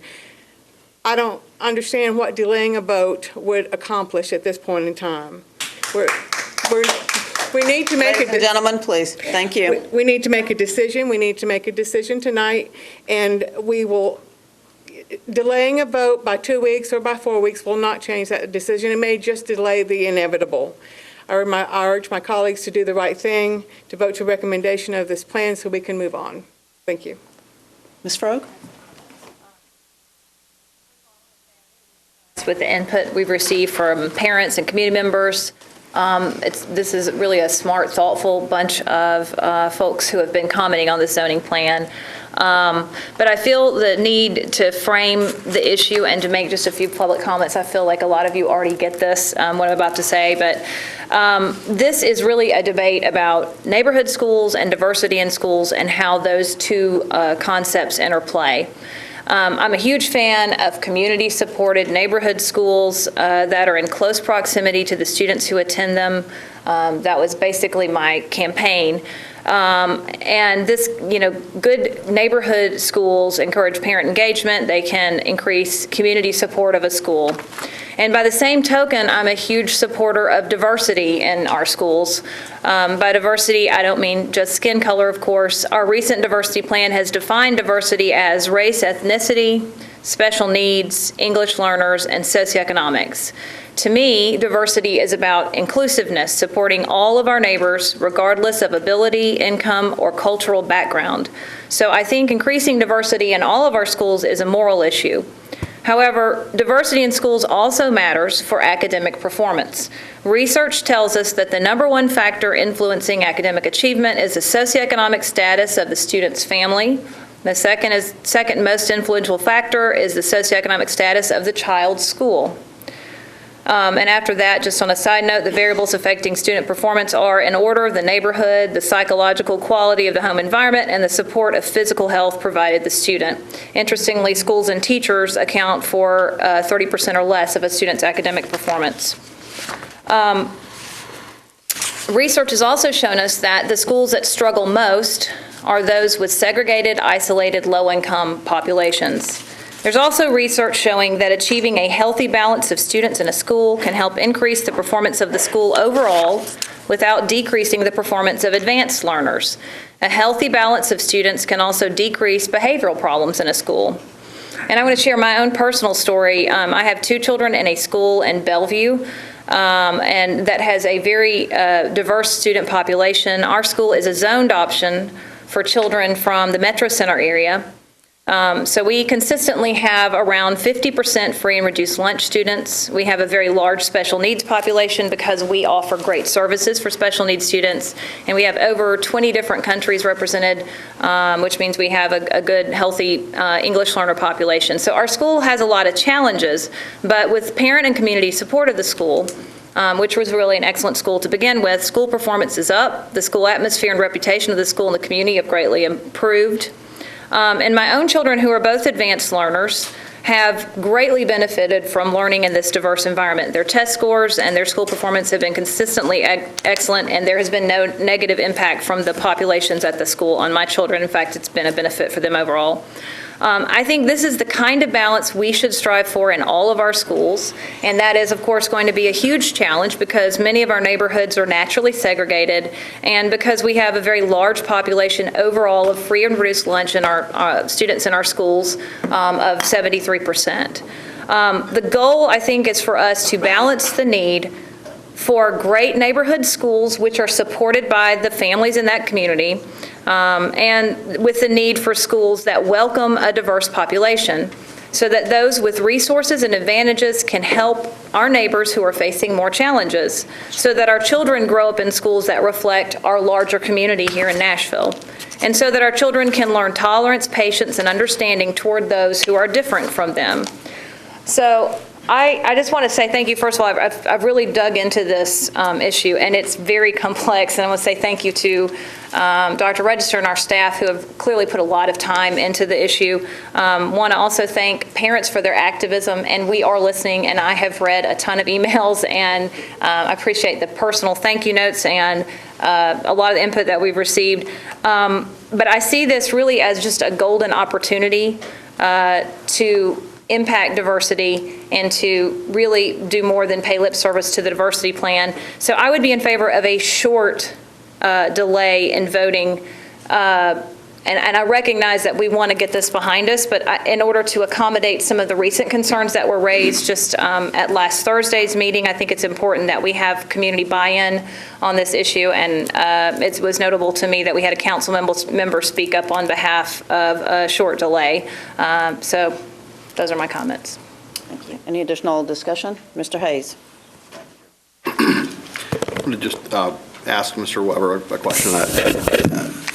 I know speculating is difficult, and I think a lot of the emails that I've received from 12 South neighbors, frankly, have reflected concerns around a significant increase in the FRL population, right? We had a proposal that talked about a 38% number, and then it jumped to... Mr. Hayes, we can barely hear you. Jumped to a 48% FRL in year one with a student population of 281 kids. The 281 children would be children who would be zoned. There are no assumptions about student growth. There are no assumptions about gaining market share in that 281. Is that accurate? That's correct. In your experience, when we open a new school, do we typically see more people than just those that we're rezoning come in? Yes, when a new school opens, we typically see an increase of population from what we know currently is there. I think it's often, at least in my house, it's difficult for me to make assumptions, right? I don't want to assume anything about what's happening at home. I need to be very clear and direct with my family when I ask questions. But I also need to call on you to say, I'd like you to make some assumptions, right? I mean, we're here discussing what this school may look like. We have a lot of community members who've looked at this number, who have looked at this sheet, and they're not used to looking at these pages, right? And many of the people on this board, this is, for a lot of us, it's our first rezone, right? It's our first new zone. There'll be another one coming up soon in the Antioch cluster, right behind this. But as we look at these numbers, can you begin, if you look at demographics in the neighborhood, to think about what does this student population look like, perhaps, do you think that year one, right, we open with 281 kids, or is it 400 kids? And is that FRL number at 48% one that you think holds true? I think first I'd be kind of curious about year one, but second about year 3 or 4, right? As I look at this neighborhood and the mass gentrification that's occurring, it doesn't seem logical to me that this would hold true, particularly with how strong, right, I think that this program will be. I'm incredibly enthused about the notion of hiring a school leader this summer, about the autonomy that the school leader will have. I'm incredibly impressed with the changes that we've made in the human capital department. I'm looking at Ms. Core here, and I know that you're going to hire great staff for this school. And if you don't, your friend of many, many years, Will, is going to be in your ear, and I know you don't want that. And I hope that you share my confidence. No, I'm not. You're not going to give her a hard time. That would be a breach of policy governance, Mr. Hayes, and we know that I don't do that. Yeah, you're correct. 4 years, 6 years from now, 8 years, right? But I do have a lot of faith and confidence, both in Dr. Register, hire a great school leader, and human capital as we've changed this department. And so I know it's going to be an excellent school, right? So given all of that, I'm just wondering, crystal ball, what do you think the school population looks like in a year or a couple of years? Well, so first, the information you've seen is factual information based on current student enrollments, and we typically hesitate from forecasting or providing you estimates of demographic impacts because we know the significance of it. However, Mr. Hayes, to answer your question, as been discussed in public meetings, there's several factors for which we believe will reduce the free and reduced meal percentage at Waverly Belmont to that it would be less than the 48% mentioned on the estimates that you've seen, and that's for several reasons. One, these numbers include no estimates of Percy Priest families choosing Waverly Belmont, and I've personally heard from Percy Priest families, future families that are interested and realize that 4L is closer. So with those families choosing Waverly Belmont, that would skew the numbers lower than the estimates you've seen. There's well over there's many families living in this area that currently go to Glendale. So these estimates include no families choosing Waverly Belmont over Glendale. However, we feel very strongly that will occur. The percentage is hard to predict, but due to the change of the 80-20 percentage shift at Glendale, that will limit the number of seats that are currently filled from the GPZ. We also feel that the location of many families living closer to Waverly Belmont will make future families enrolling students likely to want to pick Waverly Belmont over Glendale as compared to previously taking them to Percy Priest. The third reason that I would suggest that the free and reduced meal numbers would be less is because of the gentrification that you've mentioned. We've studied census data and looked at census data that goes back, but most of the census data and the American Community Survey information is based on 2010 information. The current trends are much more development over the more recent years. The property values are increasing and a lot of gentrification. With that, we believe that the income levels of residents moving into that area will be higher than what currently lives there now, as well as the census data also suggests that more families of childbearing age are moving in that area, which will continue to increase the population in that same trend. So I hesitate to give you a number. If you asked for a number, I would give you somewhere in the ballpark of probably 7 to 12%, and that's maybe a little conservative, but somewhere in that range, less than what we're predicting now. So I would expect it would probably open up, or within a few years after it opening, be closer to 40% free and reduced meal. Thank you. I wanted to just address a couple of things Ms. Spearing said. You had asked about the Student Assignment Task Force.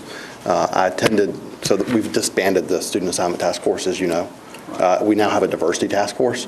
When we had a Student Assignment Task Force, I actually met with the Student Assignment Task Force, participated in 2 of the meetings, and discussed this in 2011 and 12.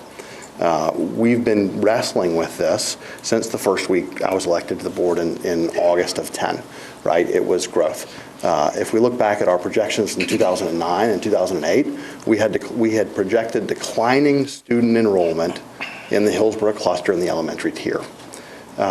We grossly, as a district, underestimated the growth, and I think growth is it's a bigger picture issue that we're going to have to deal with here, right? It's capital improvement budget, it's our operating budget, and how we frame the growth question. We'll talk about it with charters, we'll talk about it with our operating budget, but we as a community are growing rapidly. If you think back just 4 years ago, we had decided to surplus a piece of property because every projection that we had at the time showed declining student enrollment. That changed quickly, okay? I began to sound that alarm bell that we were not adequately planning for growth and we needed to revisit. I'm very thankful that Dr. Register's staff did that, discussed with the Diversity Task Force, Student Assignment Task Force that was constituted prior to the rezoning plan, this specific issue on multiple occasions. I'm the board's representative to the Diversity Task Force. I've discussed it in both of the diversity meetings that we've had.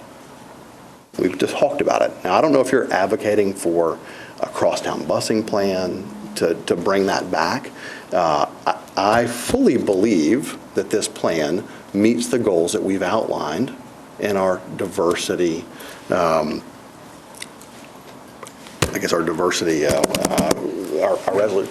management plan, forgive me, in the diversity management plan. You know, as you recall in the retreat when we discussed it, it wasn't about promoting crosstown busing.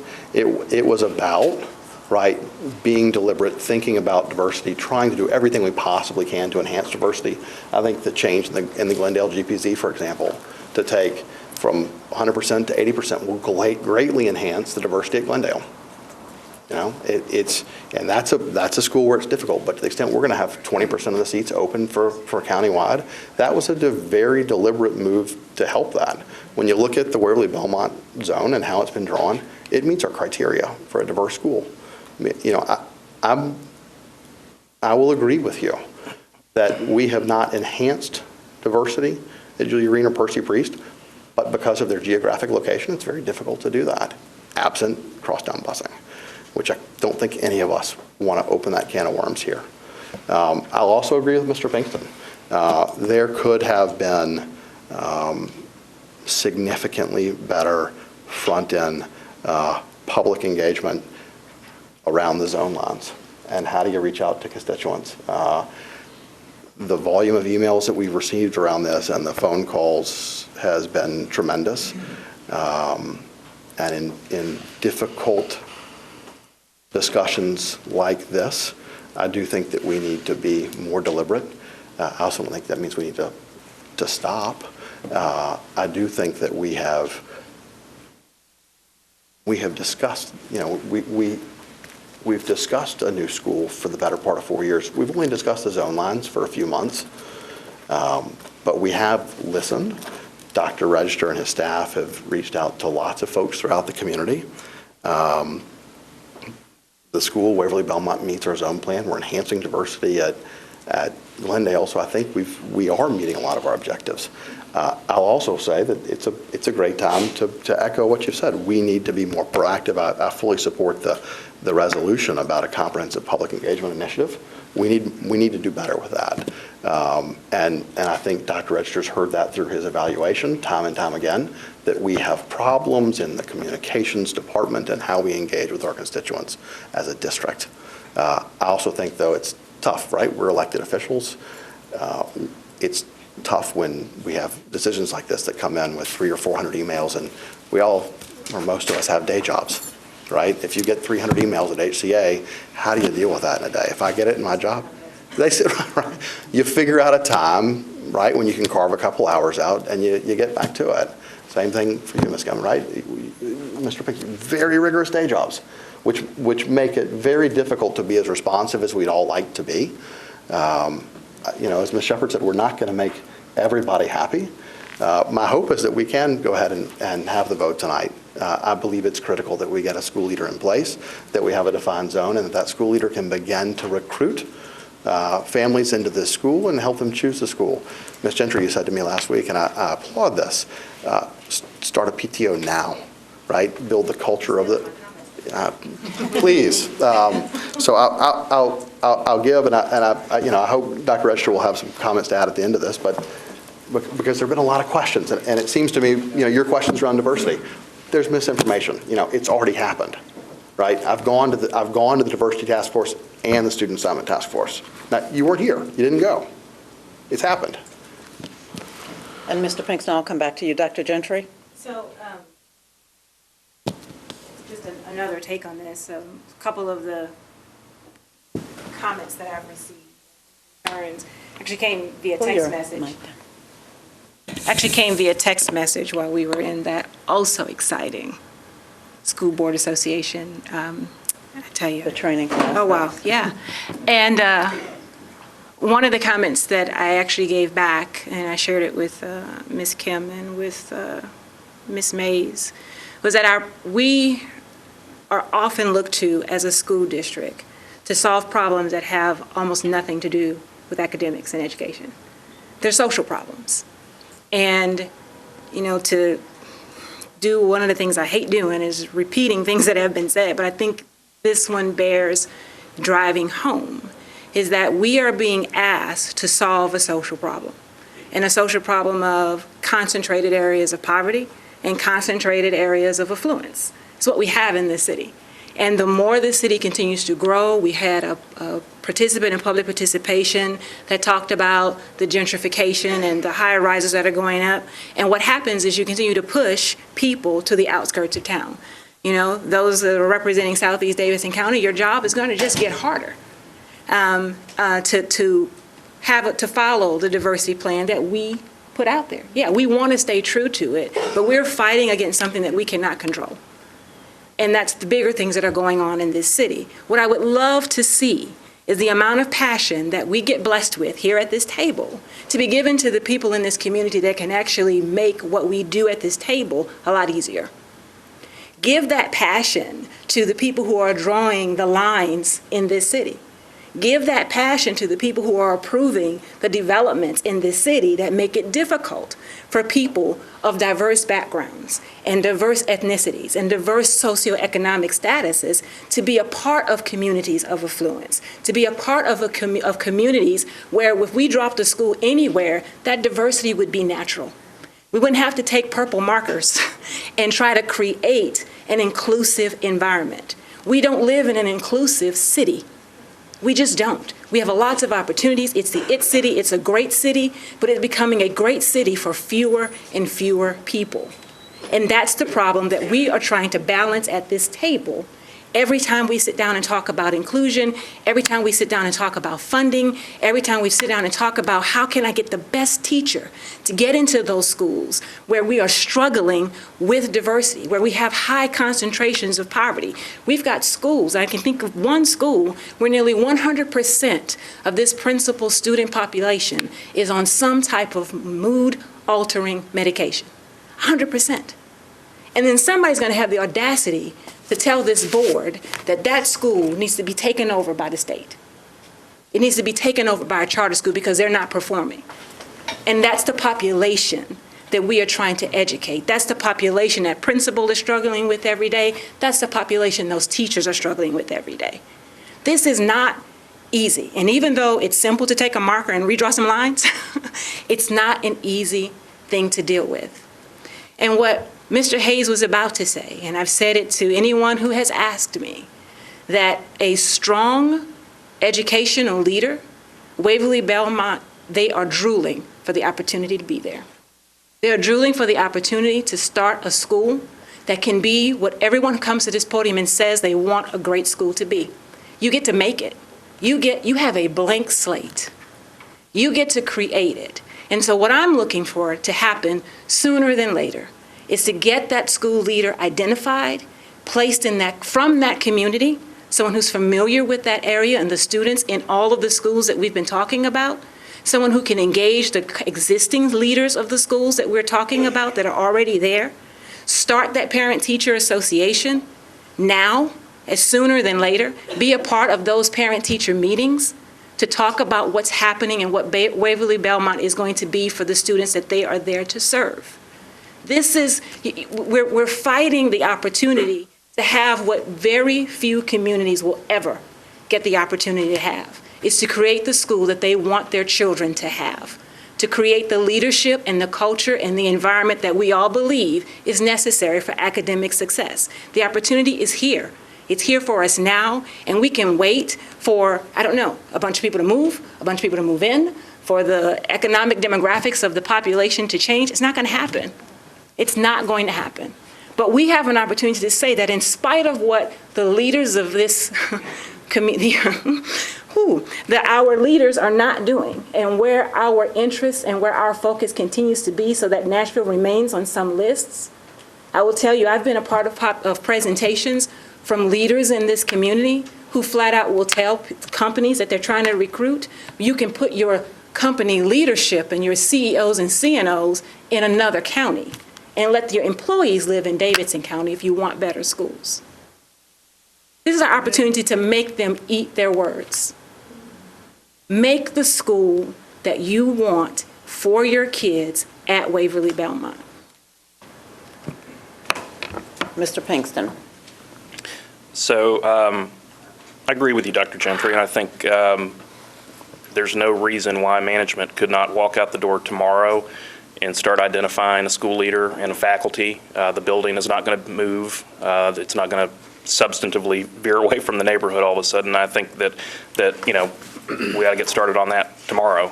Dr. Steele and his team with the academic design and the staffing. However, I want to quibble with a couple of things that were said earlier at this table. One comment was made that all the constituent contact has been pretty evenly split between move ahead tonight versus delay. And that may be the case, but virtually all of the people who are insisting that we move ahead tonight are people who are not part of the Waverly Belmont, or who will not be part of the Waverly Belmont community in the future.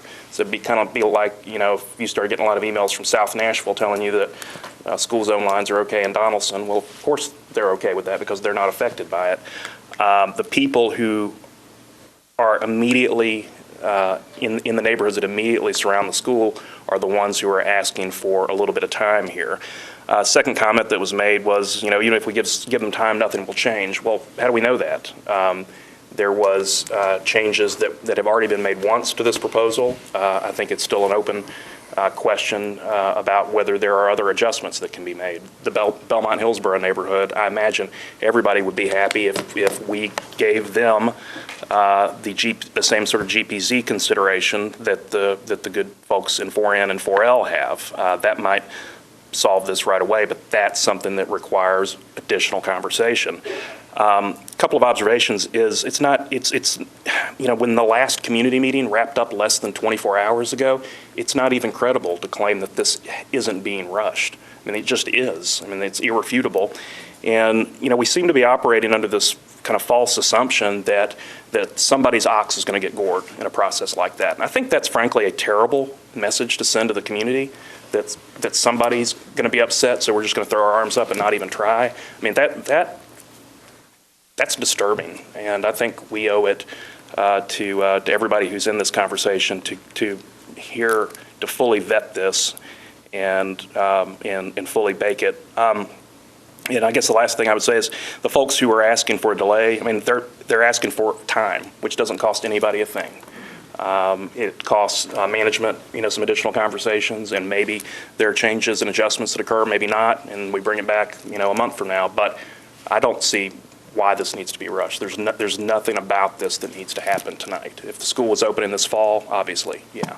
But, it's off in the distance, and there's plenty of time. So just want to renew my motion to delay this pending some additional community engagement. Dr. Register, any thoughts? I would like to speak to the issue of diversity. And Mr. Hayes correctly identified the change from the Pupil Assignment Task Force to a diversity task force. And we also used in developing that diversity plan Dr. Leonard Stevens, who is an expert and who is the author of the plan. We also have a civil rights attorney, Mr. John Borkowski, with Hogan and Levels from a DC-based firm. And so one of the considerations that we've given as we've developed the zoning plan is to look at the impact on diversity and to look at whether or not the plan really meets the expectations or the goals of the diversity plan. And the answer that we've received from both our civil rights attorney and from our consultant is yes, it does. The first goal of the diversity plan is to preserve diversity that presently exists, and the second goal of the diversity plan is to expand when and where feasible. Waverly Belmont does this. Waverly Belmont's a diverse school using a contiguous zone, so it adds one diverse school to the number in the district. It opens the door to future diversity at Carter Lawrence and Glendale. Let's not minimize the change at Carter Lawrence from a school with an attendance zone to an open magnet school that is intended to attract a diverse student population from across the county. And let's not minimize the impact of creating 20% of the seats available at Glendale to recruitment outside the the GPZ. In fact, one of the concerns that was expressed is in talking to the civil rights attorney, Mr. Borkowski, was to be very, very mindful of any changes that could negatively impact the socioeconomic status at Carter Lawrence or the diversity at Carter Lawrence, and we've done that in this plan. The plan does no significant harm to the levels of diversity at Julia Green or at Percy Priest. It does relieve overcrowding. It keeps Aiken in a plurality status, which is a plus. And it leaves families in Edge Hill, mostly low-income families, multiple choices, including those in 4D, who have choices to attend the Carter Lawrence zone. So I do feel that the plan that we've presented does meet the diversity plan. It's not perfect, and I think Dr. Gentry very nicely very articulately expressed some of the challenges that we have when we go about zoning in an area like this. Again, my recommendation is to approve the plan, and let's get about the business of making Waverly Belmont and every other school in this zone a great school. The motion currently on the floor is to defer the vote on the Waverly Belmont zoning proposal. It has been properly seconded, and we will do a roll call vote. We will start with Ms. Frog. Hold on, let me open up the mic so we all are recorded here. In favor. Okay, so just so we're clear, the motion is to defer. Yes to defer, no to not to defer, clearly. All right, Ms. Frog, yes to defer. Mr. Hayes? I'm sorry? No. Ms. Shepard, I'm sorry, Mr. Pinkston? Yes. Ms. Shepard? No. Ms. Kim? No. Ms. Spearing? Yes to defer. Dr. Brannon? No. Dr. Gentry? No. Motion fails to defer. We will take, open the floor if there is a motion to approve. Move to approve. Second. Again, we will take, the motion's been made and properly second. Let's vote. Ms. Frog? No. Yes. No. Shepard? Yes. Kim? Yes. Spearing? No. Brennan? Yes. Dr. Gentry? Yes. Motion passes. Proposal is approved. Thank you all.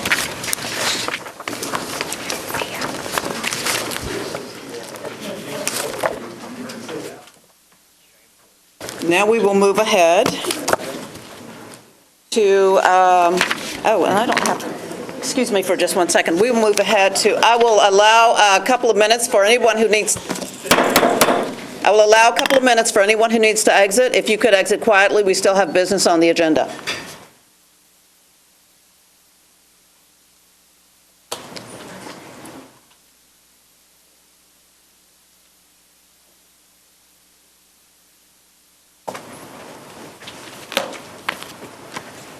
Thank you.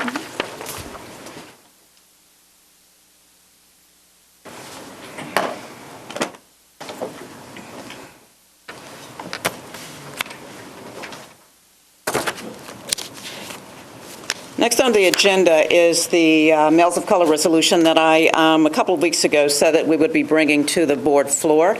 And I will read this resolution and ask for the board to approve it as written. Resolution, Metropolitan Nashville, Davidson County Board of Public Education, Nashville, Tennessee, Males of Color Initiative. Whereas some 32% of the nation's African American males and some 39% of the nation's Hispanic males attend school each day in one of the great city school systems. And whereas the academic achievement of males of color in the nation's urban school systems and nationally is well known below what it needs to be for these young people to be successful in college and careers. And whereas disproportionate numbers of males of color drop out of urban schools and often have low attendance rates. And whereas males of color, and whereas males of color disproportionately attend under-resourced schools and are taught by the least effective teachers. And whereas the nation's great city schools have an obligation to teach all students under their ages to the highest academic standards and prepare them for successful participation in our nation. Be it therefore resolved that the Metropolitan Nashville Public School System pledges to ensure that its preschool efforts better serve males of color and their academic and social development. And be it therefore resolved that the Metropolitan Nashville Public School System will adopt and implement elementary and middle school efforts to increase the pipeline of males of color who are succeeding academically and socially in our urban schools and who are on track to succeed in high school. And be it therefore resolved that the Metropolitan Nashville Public School System will keep data and establish protocols that will allow it to monitor the progress of males of color and other students in our schools and appropriately intervene at the earliest warning signs. And be it therefore resolved that the Metropolitan Nashville Public School System will adopt and implement promising and proven approaches to reducing absenteeism, especially chronic absenteeism, among males of color. And be it therefore resolved that the Metropolitan Nashville Public School System will develop initiatives and regularly report on progress in retaining males of color in school and reducing disproportionate suspension and expulsion rates. And be it therefore resolved that the Metropolitan Nashville Public School System will develop initiatives and regularly report on progress in increasing the numbers of our males of color and other students participating in advanced placement and honors courses and gifted and talented programs. And be it therefore resolved that the Metropolitan Nashville Public School System will strongly encourage colleges of education and adopt curriculum that addresses the academic, cultural, and social needs of males of color, and that the district will maintain data on how these teachers do with our males of color.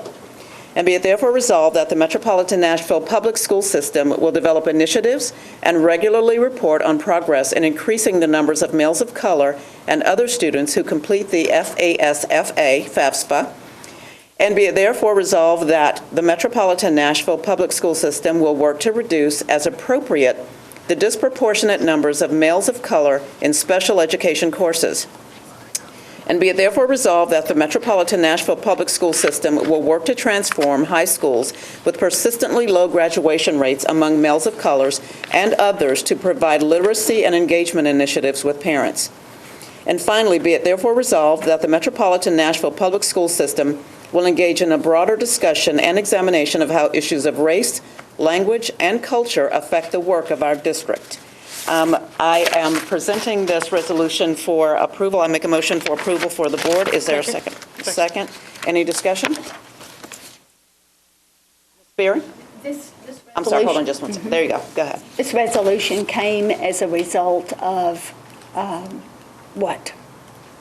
Dr. Register. We are, as you know, we're members of the Council of Great City Schools. And the Council of Great City Schools put out a call to all the member cities to adopt this resolution, which in the beginning analysis really came from the President of the United States and from the Secretary of Education to state a unified voice in support of this work. Thank you. And a little bit more information, too. This is an initiative that the Council of Urban Boards of Education, which is a division of NSBA, has been working on for probably the last 2.5 years. I've been privy to a lot of training sessions and a lot of meetings around this particular issue, and the data is amazingly surprising when you look at it. So this, in my opinion, is probably the first step in the long line of steps towards rectifying this issue. My first initial reaction was, why aren't black females included? But yeah. You would be surprised at the disproportionate number of the males of color. It is striking. You're welcome. Any other discussion? All right. It's been, motion's been made and properly second. All in favor, say aye. Aye. Any opposed? Motion passes. Thank you.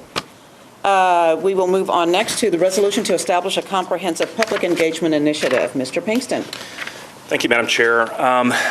So I'm passing around a copy of the resolution and also some supporting documents that I'm going to reference. I'm only going to make, I know it's getting late, I'm going to be really brief with my comments, and then the resolution itself is pretty brief as well. So recently, somebody recommended a book to me, and it's called Education and the Making of a Democratic People. And one chapter in it caught my eye. It was called School Boards and the Power of the Public. It said local school boards are a key mechanism in the relationship between education and democracy. Beyond representing the community as elected officials, members of local school boards can actually increase democratic participation by inviting citizens into the decision-making process. And I thought about what that meant as it relates to our school system. I'll come back to that. I separately ran across, and that chapter is in the packet that I just passed around, separately ran across another study that said that, quote, the development of large professionally run school systems or the delegation of the management of public education has basically left the public on the sidelines. And after serving almost 2 years on this board, that rings true to me anyway. As we've discussed, I think it's important to support the central office when things are going well, but I think we're obligated to be constructively critical when we see areas that need improvement, and I think public engagement is one of those areas. We're not unique. A report last summer by Hanover Research, which is in that packet, said school districts' approach to public engagement is typically top-down, meaning experts make a decision and then try to convince the public to support that. I think we saw that here tonight, actually. And whether it's rolling out different school zone lines without front-end engagement or attempting to cite new schools without neighborhood input or trying to restructure the academic programs like MLK without parental involvement on the front end, in some cases public engagement is just kind of an afterthought. Hanover said that even though many districts address this inconsistently, school boards can fix that by insisting on community engagement as a strategic, proactive opportunity to strengthen the school systems. One line jumped out at me, quote, to strategize effectively, district leaders must accept that engagement requires more than simply information dissemination. It requires a long-term commitment and relies on interactive, meaningful dialogue between community members and district officials.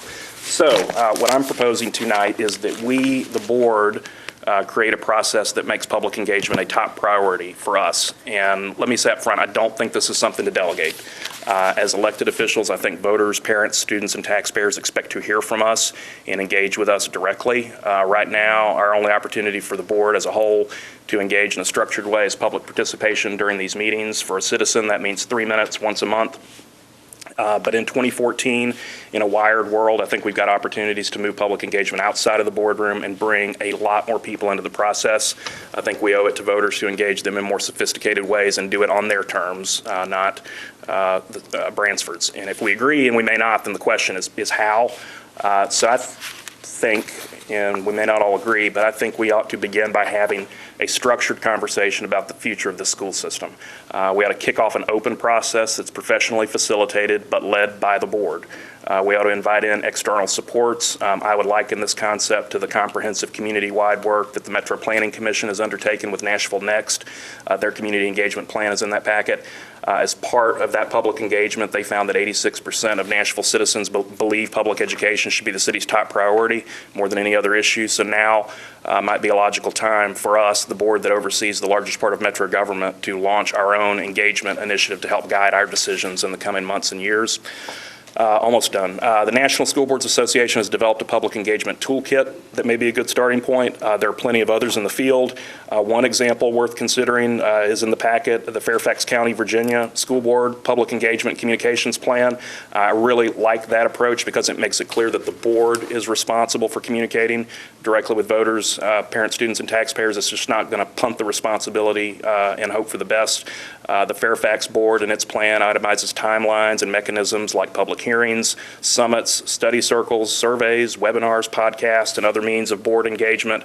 Another example worth looking at, Broward County, Florida School Board has a highly structured 60-day public engagement loop that kicks into gear whenever new initiatives hit the radar. The first thing they do is go get public input, then they bring a proposal forward, then they provide opportunities for public feedback, and then it goes forward. That kind of loop would have really helped, frankly, in the situation we were dealing with tonight.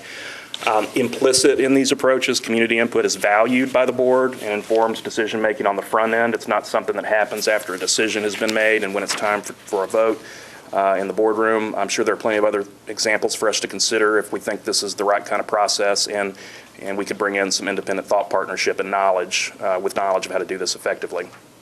Bottom line, meaningful public engagement takes planning and resources. If we do this right, we'll have to build some capacity that currently doesn't exist at the board level, but if we do it well, then I think we've done a tremendous service to the community and gained confidence of the voters. So with this in mind, I would like to advance the following resolution for consideration. I think you've got a copy of it. Do I read this, Madam Chair? Yes. Okay, very short. A resolution by the Metropolitan Nashville Board of Public Education to establish a comprehensive public engagement initiative. Whereas the elected Metropolitan Nashville Board of Public Education, the board, oversees Metro Nashville Public Schools, MNPS, the nation's 42nd largest school system with 83,000 students. And whereas the board's governing policies state, quote, that board members will represent the interests of the citizens of the entire school district, and that the job of the board is to represent the citizens and to lead the organization by determining and demanding appropriate and excellent organizational performance, end quote. And whereas each member of the board represents approximately 73,000 citizens of Nashville and Davidson County and is directly accountable to the citizens, including voters, parents, students, and taxpayers. And whereas board members as elected officials desire to engage directly with citizens to solicit public input regarding the future of MNPS. And whereas the board does not have a comprehensive process to engage directly with citizens. Therefore, be it resolved, the board will launch a comprehensive 2014-15 public engagement initiative designed to solicit public input about the future of MNPS and bring citizens, including voters, parents, students, and taxpayers, into the board's decision-making processes. And be it further resolved, the board will convene during summer 2014 in a special committee of the whole to begin developing the initiative. And be it further resolved, the board will engage external capacity as needed to provide technical assistance in designing and implementing the initiative. And be it further resolved, the management of MNPS shall support the board as needed in the development of the initiative. And with that, I would like to move approval of the resolution. Second. Motion's been made and properly second. It's the resolution. Yeah. Is there a discussion? Ms. Shepherd? Yes, thank you. So I fully support having public engagement. I don't really have,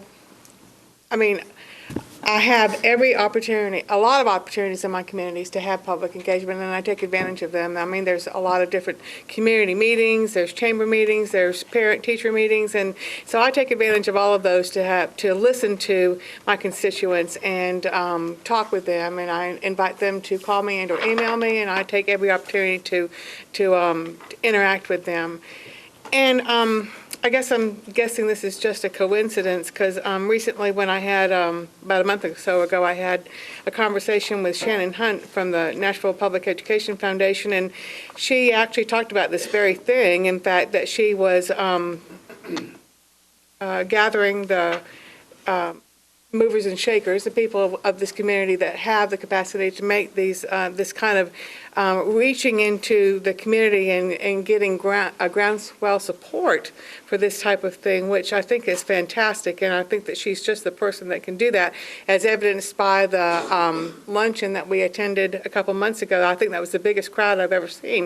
And in fact, I think she said it was the biggest crowd. So I know that things are leaning in that direction. So, I think that public engagement, actually, we're required, and that's part of our job, and that's part of a job that I actually enjoy, so that's all I have. Any additional comments? Yeah, I would just. Hold on, let me turn your mic back on. Go ahead. Yeah, I just would respond to that. I mean, I think whatever the Nashville Public Education Foundation is contemplating is, certainly not mutually exclusive of what I'm proposing. I think they will complement each other well. I mean, full disclosure, I've known Shannon Hunt for 20 years. We're friends and former coworkers. We have talked a lot lately about how to improve community buy-in and support for the school system. I think the way to think about what she's proposing is she's really talking about a grass tops engagement strategy, as you call it, the movers and shakers that brings the chamber crowd, the business and philanthropic community to the table in a visioning about the future of the school system. And those stakeholders absolutely have a voice. It's important. But what I'm talking about is more of a grassroots engagement strategy. Voters, parents, students, taxpayers, a process to gather a lot of unvarnished input from across the city and bring everyone into the process. I know that there's been talk about bringing management consultants to the table to help us think through kind of what's next. And between the tribal work and the other consultants we've been collecting over here over the years, I think we've gotten enough expert opinion.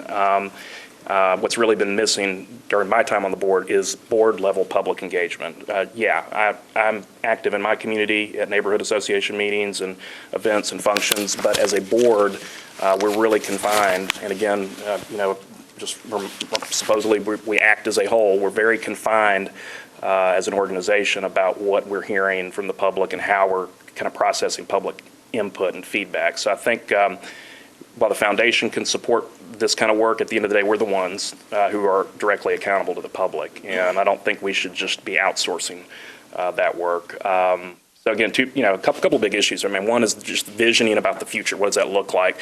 But the more specific one, kind of at the end of the day, that we have to live with is developing board-level capacity to help us be more responsive. And it's just all part of the same conversation. I think they dovetail nicely with each other. And Ms. Barry? I say this is very comprehensive, and it looks like a lot of research has gone into this, and thank you for bringing it to our attention. And I have a question. I'm formulating my question as we speak. So, based on what you're talking about with the Nashville Public Education Foundation and your comment, Mr. Pinkston, about how, yes, they can bring these larger businesses to the table. And I'm just kind of curious. I understand where you're going with that, because the Nashville Public Education Foundation, Alignment Nashville, the Pencil Foundation, all of these groups have public engagement initiatives. So, two questions, I guess. It seems that this is sort of recreating the will, but I understand where you're coming from. This is directly regarding our district. I get that. It just seems that this has been attempted several times. And it seems to me that it makes a lot more sense to bring those groups into MNPS as opposed to having MPS recreate what's already out there. Second question, or maybe it's a statement, it's a question. What's the fiscal impact on creating this? Now, I know in this resolution you say that the Board of the Whole, Committee of the Whole, will meet to discuss developing the initiative. But what's the fiscal impact and what's the personnel impact on the district once this is created? And is there some sort of framework that you've already created that is sort of a jumping off point, if you will? So to the first question, I think the answer is absolutely yes. I mean, I think the first step in the process ought to be bringing other people to the community around the table to make sure that we're not recreating any sort of deal. I'm not aware of anything as comprehensive, for example, as what I looked at in Fairfax County or what the Broward Board does in Florida.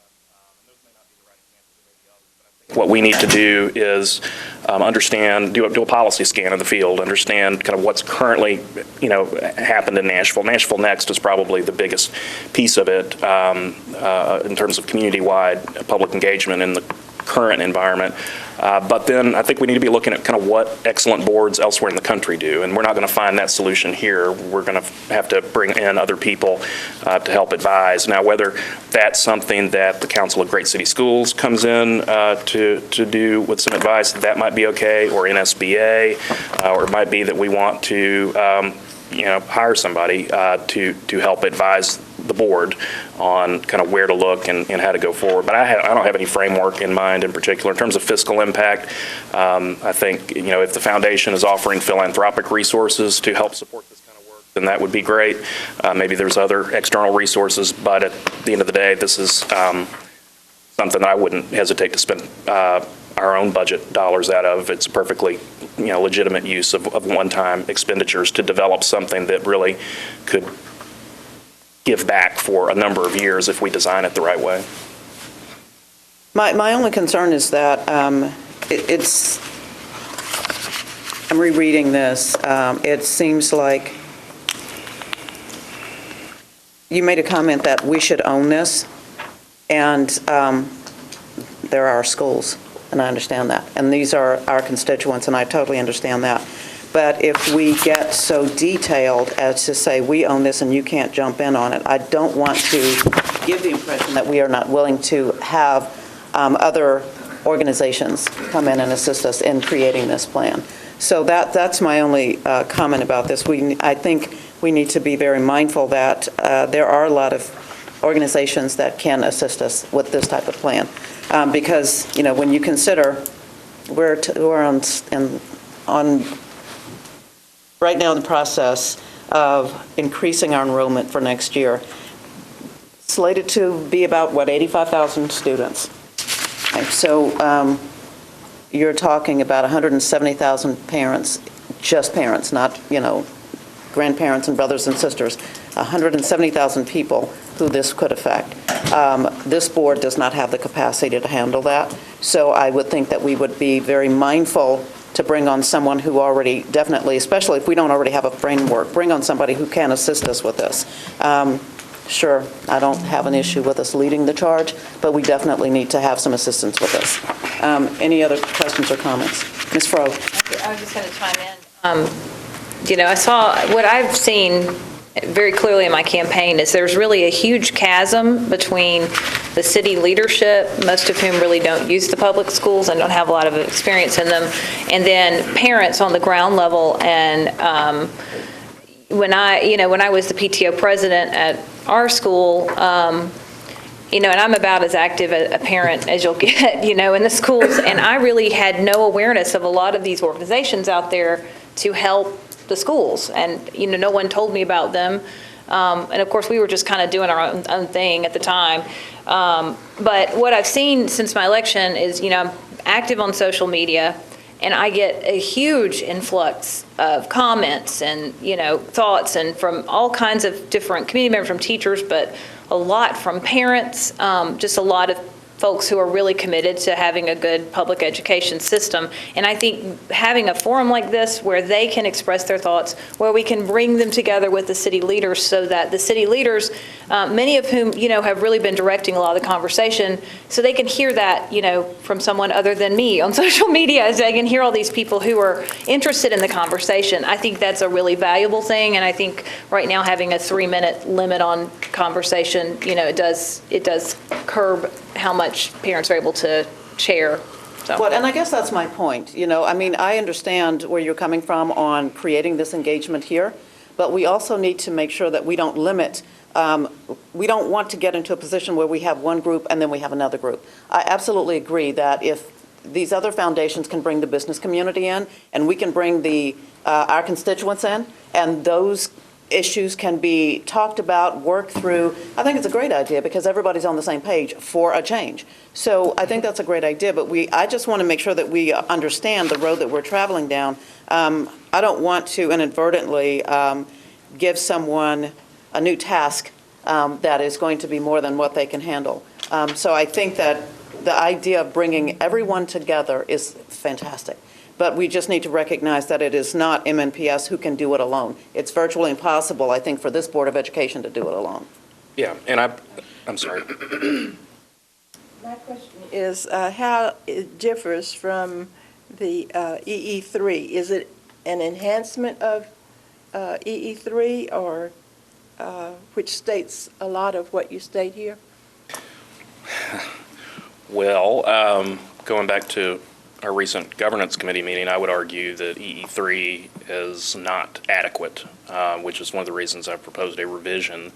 But that is the revisions that are on the table in governance committee meeting are really designed to address constituent complaints and concerns that come in. This is about a much bigger, and I would argue potentially much more sweeping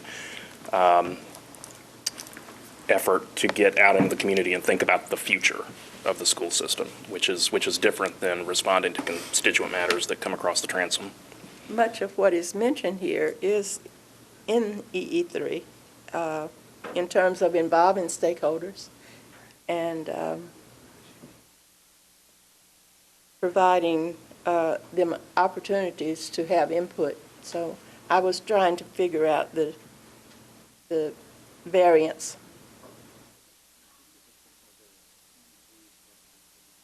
And what you're really proposing is that we take more ownership of it? Yes.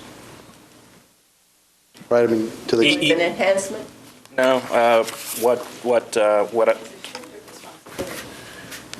Or a sharing of responsibility. Correct. Well, as I said in my remarks, I think this is something we need to have ownership of because we're the ones who are directly accountable to the voters. And I think we bring in management to assist and ultimately help operationalize whatever we decide to come up with in terms of standing processes and infrastructure.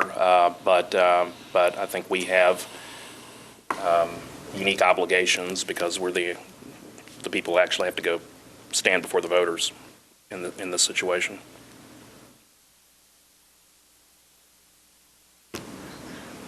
Kim? So I figure out, so I mean, I like the spirit of this, and I do think that, as evidenced by the previous conversation, that more proactive engagement would be beneficial. And then also, as we chart the path forward, it does seem that we should be engaging a wide swath, so I agree that surfacing those voices seems really critical. I think I share some of what you were expressing, though, Chairwoman Mays, because the two lines in particular that stick out are just the board will engage external capacity as needed, meaning we're clearly in the driver's seat, and then we might engage others. And the second one, the management of MNPS shall support the board as needed in the development. And I just think those cannot be, I mean, those are huge commitments. You know, like the scale of initiative that we're talking about, if we expect it to be successful and to lead to something that's truly helpful to us, is just enormous. And my guess is that engaging the management, like there's opportunity costs everywhere. And it's not that I don't value this. I think, in fact, there's a lot of important things brought up, and that we do need to be better about getting out in front on issues and thinking 2, 3, 4 moves ahead. I'm in full support of that. It's just that I'm trying to think there's so much benefit of having someone else drive it for us, and that we engage with them, helping to shape it, because then when the onus is just not completely on us, it's just a wholly different kind of time commitment, and then also drain on the resources of the district. And so I'm thinking, like, when I think about my main duty to taxpayers, to parents, to kids, it's to make sure that each of our schools is truly great. And so, and I don't want operational and managerial and other focus going into managing this initiative, because having managed even a much smaller scale initiative within a much smaller organization, I know firsthand that this can be incredibly time consuming. And block out everything else, because once the voices start coming in, you can't. To the earlier points of 300 emails coming in, you can't stop that, and you have to be responsive to that. And so I just want to make sure we're all saying really the same thing about who should be on first, and how can we actually achieve the... Yeah, so a couple of things. The design of the initiative is one thing, and that's something where I think that's clearly a logical place for us to go out and rent capacity to help kind of, come up with a framework. Now, implementing is what you're talking about, which will be very time consuming and will have a cost associated with it, but until we kind of understand exactly, what we're trying to do, it's hard then to estimate what the commitment is and what it costs. I would submit that if we do this well, then that actually ultimately frees up time for management to pursue excellence in the schools, because we have created a process that doesn't exist. We're better managing community input. We're inspiring more confidence community-wide, which I think is part of any success story. And I think this actually can feed into what you're talking about. But I think, not knowing what we want to achieve, it's hard to kind of know, what the actual, cost could be dollar-wise and time-wise. Well, I think, though, what's interesting is that Shannon, yes, incredibly competent leader of the National Public Education Foundation, I think could be brought in to, in fact, lead it, has enthusiasm for the space, I think has a vision for it, has a lot of credibility across many communities in the city, and I know would work hand in hand. And that's what, it'd be different if we didn't have that just literally sitting in front of us. But we do, the resources, the will, the energy to do it, and someone who I think just would add a lot of value and could be driving this in a way then that, we would obviously participate, but I think it would just reduce a lot of challenge operationally across this table, and then people sitting out there too. Yeah, I agree with you. I think there is a role for philanthropy, but at the end of the day, designing a constituent engagement framework that then services, a school system of this size is not something that philanthropy does. I think they can facilitate and help support and help guide and help, kind of chime in with thought leadership and partnership. But at the end of the day, I really, truly think we need to own the process and its outcomes, because we're the ones who are obligated to the voters. Dr. Gentry. So here's where I get confused. when I think we start talking about something, and then we switch and we start talking about something else, and then we switch and we start talking about something else. And I think we're being reactive to, one of my favorite phrases is responding to symptoms of recent things as opposed to addressing a problem.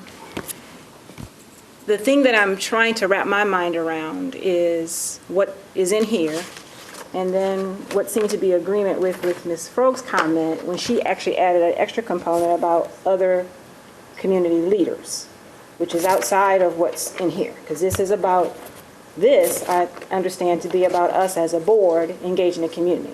That's not us as a board engaging the community so they can engage with other community leaders. That's different. So you've added an extra dimension. So I just want to make sure that the scope of this is about this board having a venue with which to interface with the community or the immediate stakeholders of public education here in Nashville. So the resource and board member part of me that's about accountability of the director says we've got a communications department. It says we've already had a conversation about bringing in additional resources to help engage with some community feedback. We've got a customer service department that has a database or a system that takes in.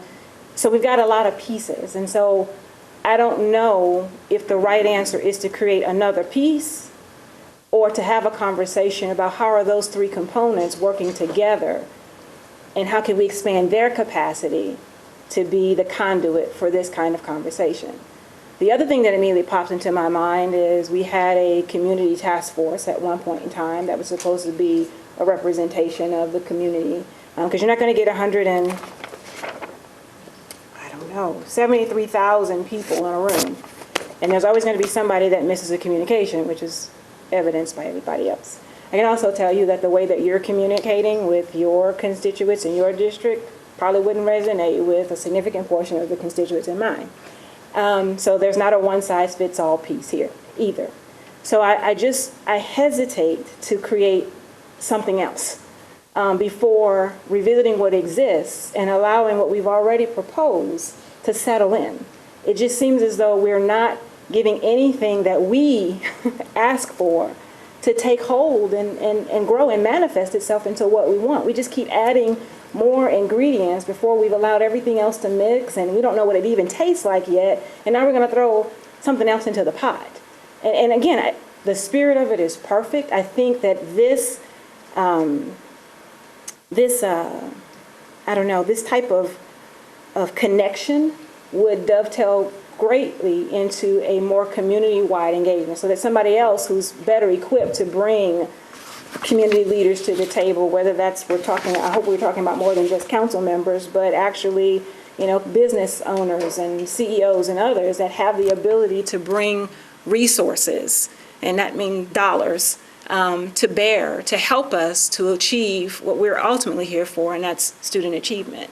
So again, I'm just hesitant to throw another piece there that now we're going to change our focus from the other three, the things that are already here, the things that we've already asked for that haven't gotten here yet, and now we're going to throw in another piece and start developing something else, and we don't give anything a chance to flow out. I don't know why we're reacting and knee-jerking to create something else before what we've, as a board, asked for that's actually in process of being developed gets developed.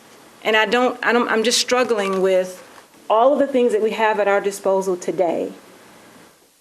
Why are we not looking to what we have to get restructured, to broaden? Because you're right, the district is growing, the number of people we have to communicate with is growing, the nature of those types of communications, the method and the media and the conduits that we use have got to be retooled. But I don't know that throwing in another component is the answer before we allow or look at the pieces we've already got, and maybe they're not fitting together the way they need to, but have we done that first?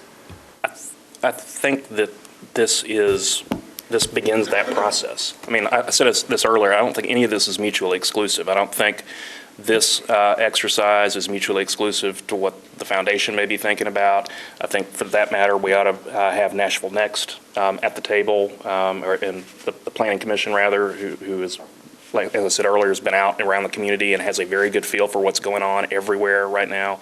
I know each of us does individually, but looking at their process, how it worked, it may be that the ultimate destination for the conversation is to beef up, internal capacity of the central office around communications or customer service or whatever. But this is about, I view this primarily as inviting people to give us input about the future of the school system, which is not something that the communications department is currently tasked with doing. This is not something the customer service office is currently tasked with doing. And this is about bringing people into our decision-making process. And forgive me, but as somebody who literally just spent the last, probably half of the last month dealing with this Waverly Belmont thing, I spotted 20 different places where this could have been handled better on the front end, and it would have saved everybody time, energy, and aggravation, including the conversation we had tonight. So I think part of this is doing better, but I think part of it is just being really proactive about kind of talking to people about, what do you want? What do you think the future looks like? And what do you think we need to be thinking about? That's the part that's missing right now. So I just want us to be very careful about bringing all these other nonprofits to the table, because the thing, and I don't know if we're as a whole not aware of this, but I made a major faux pas a couple of months ago, because I was all excited because Dr. Register invited us to a meeting. We had some consulting company that's coming. They were going to be at Martin, and he asked us all to come, and I put it on my calendar on the very wrong day. So I showed up. There was a meeting, but that wasn't the one. But that table that we keep talking about is already set, because the meeting that I did crash was a meeting with all of these nonprofits sitting at the table. That table is already set. So, and I guess I'm just trying to understand, are we burning energy on something that's already flowing and already working, and we're just not at the table to leverage a whole bunch of communicating that's already going on? And again, I think it's the right thing to do. We have got to come up, and even if it's something that starts off that says, okay, the next time we have an impactful kind of change like this, there needs to be a 60-day communication plan. Because I think if we leave it as an open-ended communication plan, we can talk about it forever. I think that those kinds of things are good. But I don't think it's any different than our conversation around EE17 that asks the question, if we have a policy that to some degree to this, as Dr. Brandon has pointed out, is the right question to be asking, do we have processes to align with the policy? Because we have people that we pay to be responsible for this kind of stuff. We all have very different districts. Some of us have overlap, but some of us have extremely different districts that require a different level of communication. And I don't know that I can create something that's going to meet all of that. And I'm just asking the question, is the right question to ask is, do we have processes with the resources we already have at our disposal that are aligning themselves with a policy that already exists and speaks to this? And is the question to create something else and ignore that possibly people aren't aligning to the policy, or have a conversation that aligns people to the policy that exists?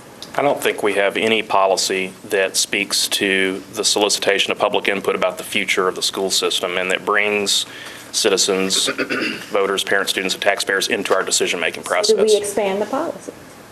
No, I'm arguing that we take, similar to the way we deviate from policy governance on a whole bunch of issues, which we've discussed. I'm suggesting that this might be one of them because we're the ones that are most directly accountable to the voters here. And I think that we need to have ownership of the design of this, and how implementation works, I don't know. I think let's get to the end of the conversation. And if we don't want to have a conversation about, talking to voters about the future of the school system, that's fine too. We can just vote against it. But all I'm suggesting is that we roll up our sleeves, have some conversations, get some external capacity to help us think through what this could look like, and we can make decisions from there.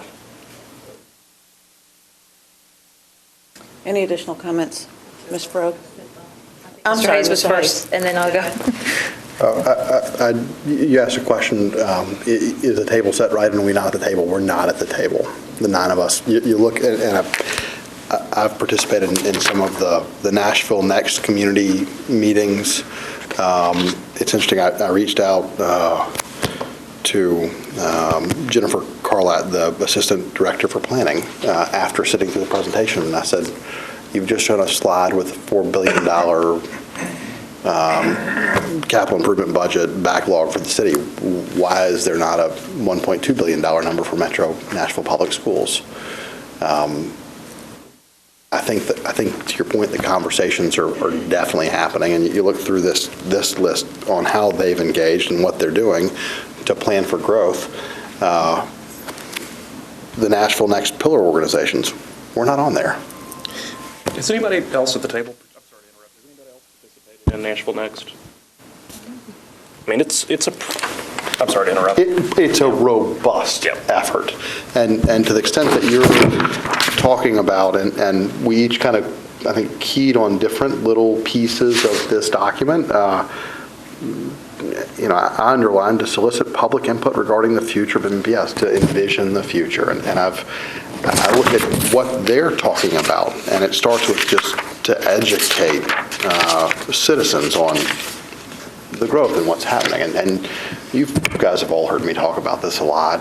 I don't think we're doing a good enough job talking about growth in the community and how this district is going to grow. Mr. Pinkston has brought it up. I've brought it up. We both have as budget chairs, talking about the need for a conversation on a multi-year operating budget so that we can talk well in advance about the cost of student growth. We do it for facilities. We have a 6-year plan. We have a 10-year plan. But I fear that our constituents, be it council members, be it parents, don't understand the magnitude of the issues that we're facing. To Ms. Kim's point, you're right. I mean, bandwidth, do we have a lot of bandwidth for a year or two of community meetings? No, right? I mean, it's incredibly difficult. And I look at some of us probably get these emails from Nashville Next, just as an example. They are having just tons of meetings and sitting around white tables with white tablecloths and taking notes. I agree that it helps with community buy-in. And when you look at what kind of has happened here in the last 20 years with pretty significant exodus of kids in the middle and high school tier, finding a way to better engage with the community at large may help to stem that and change that. I mean, the flip side of the argument is if we just had all really, really high performing schools, right, folks would want to be here. But to get high-performing schools, right, we're going to need the dollars to do that. We're going to need community buy-in. Having spent about a minute with this and seeing it on the agenda a couple hours ago, having not had a minute to read through this, I'd love some time to just actually look through the package before voting on it. And I think it might behoove all of us to take a look at the research that Mr. Pinkston's done before a vote. There's some people that maybe hesitate.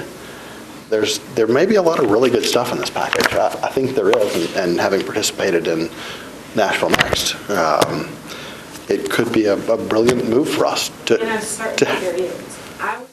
We're not missing the opportunity to take advantage of momentum that's already going on in this city. So how do we get involved and become a part of the topic discussion with Nashville, under Nashville Next umbrella, whatever it is. I mean, I just think it's going to take time to get the kind of momentum. The kind of momentum that's required to get that big bang. And again, I just want to make sure that we have leveraged what exists or have the opportunity to take a look at what's already happening. The people who already have the ear, that already have the attention, that already have 100,000 people reading their emails, or 100,000 people honing in on their websites or their blogs, or, all these stakeholders and constituents, there's already somewhere that somebody has their ear.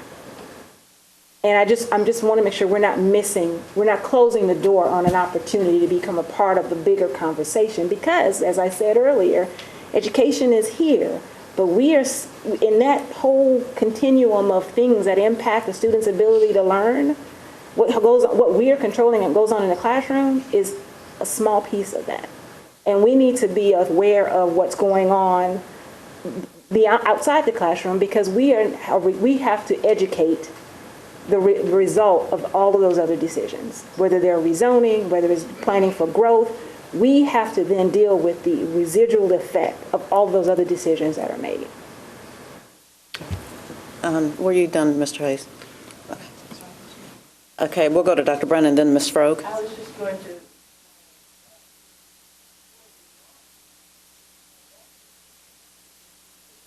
Work sessions that brought people in to give us more information, and that would lead us to better follow some of these. Pardon? Bigger subject than a 1 or 2 hour. Plan a 5-day retreat for you. We used to have groups to come in to give us input about what was going on in the city, and so we could have a session that would lead up to more information. Let me go to Ms. Frogue, and then I'll come back to you. Okay, so maybe my vision for this is just too narrow, but I kind of wonder if we're just not making this overly complex, because when I looked at this, I was thinking, what if we just host a series of community meetings? I've hosted those with Mr. Hayes, I've hosted some with Ms. Spearing, and just have them in different parts of town. We can use the staff that we have that can sort of, list concerns and find overlap and find common themes and that type of thing. But just have an open meeting and just allow parents the opportunity to speak. And so when I'm talking about engaging city leaders, I really wasn't thinking of anything very formal. I was thinking, if we have these open meetings, we're of course going to have people from the chamber because they're interested in education, and people from the mayor's office and council people, and then we'll have this cross-section of people. So I think that's something that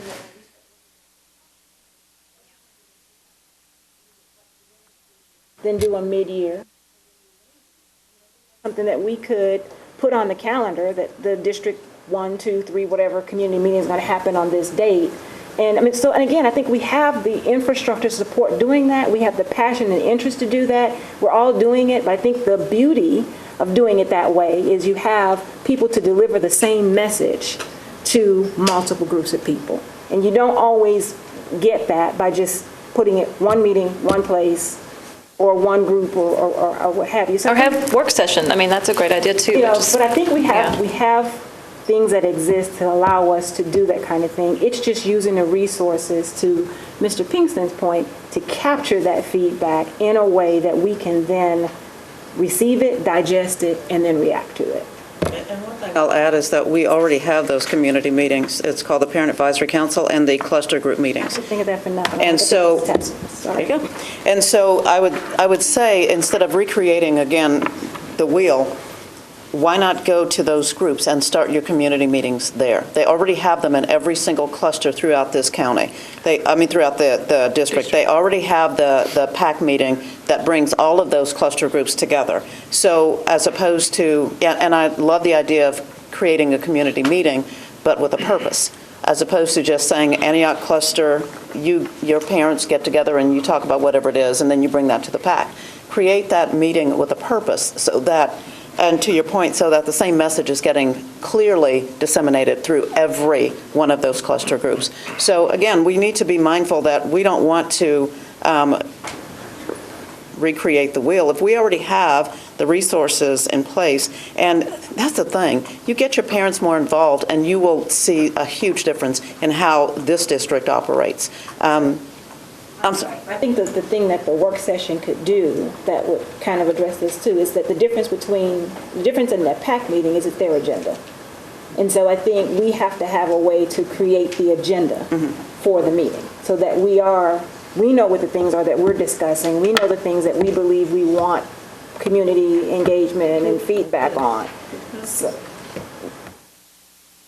if we're going to host a meeting, it's hosting a meeting with the agenda that this board has created versus going to a meeting that has an agenda that's been created by somebody else. But what I'm saying is once you have those meetings on the calendar, this board creates that agenda, and we go in as a guest at that meeting or whatnot, but I understand where you're going with it, and you're right. We don't want to take this thing that started out as an acorn and turn it into the mighty register oak that's out there on the front lawn.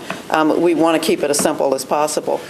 So my comments are, let's just be mindful of what we're asking for before we jump in. So, Mr. Pinkston. This idea of not recreating the wheel, absolutely, we need to be intersecting with every single conversation that's going on out there and leveraging every piece of infrastructure that currently exists. And I think it's a matter of coordination as much as anything else, but it's also a matter of ownership. I don't personally feel comfortable just outsourcing, to some other group or group of groups responsibilities that we have directly, in my opinion, to the voters. And I don't think, even though there's Parent Advisory Committee, look, everybody, we all know this. We're all inundated with meeting requests. In this town, people have meetings, to plan meetings and more meetings, and we all know that, and that's great that there's that level of engagement, but there is not, to my knowledge, a conversation happening right now about the operative language in this resolution to solicit public input regarding the future of the school system. And I don't think anybody is positioned to lead that conversation except us. And all I'm suggesting is we roll up our sleeves, get around a table in a special committee that has a unique focus on this issue, and let's spend some time taking stock of what's out there in the community right now, and also talking about where we see gaps and who we might want to bring in to help us think about the future. Any additional comments? All right, we have a motion on the table to approve the resolution. It has been properly seconded. All in favor, say aye. Aye. Aye. All opposed? Motion passes.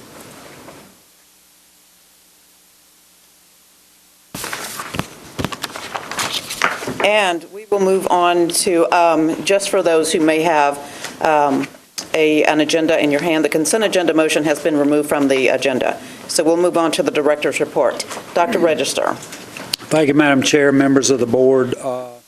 We have for consideration now. Hold on.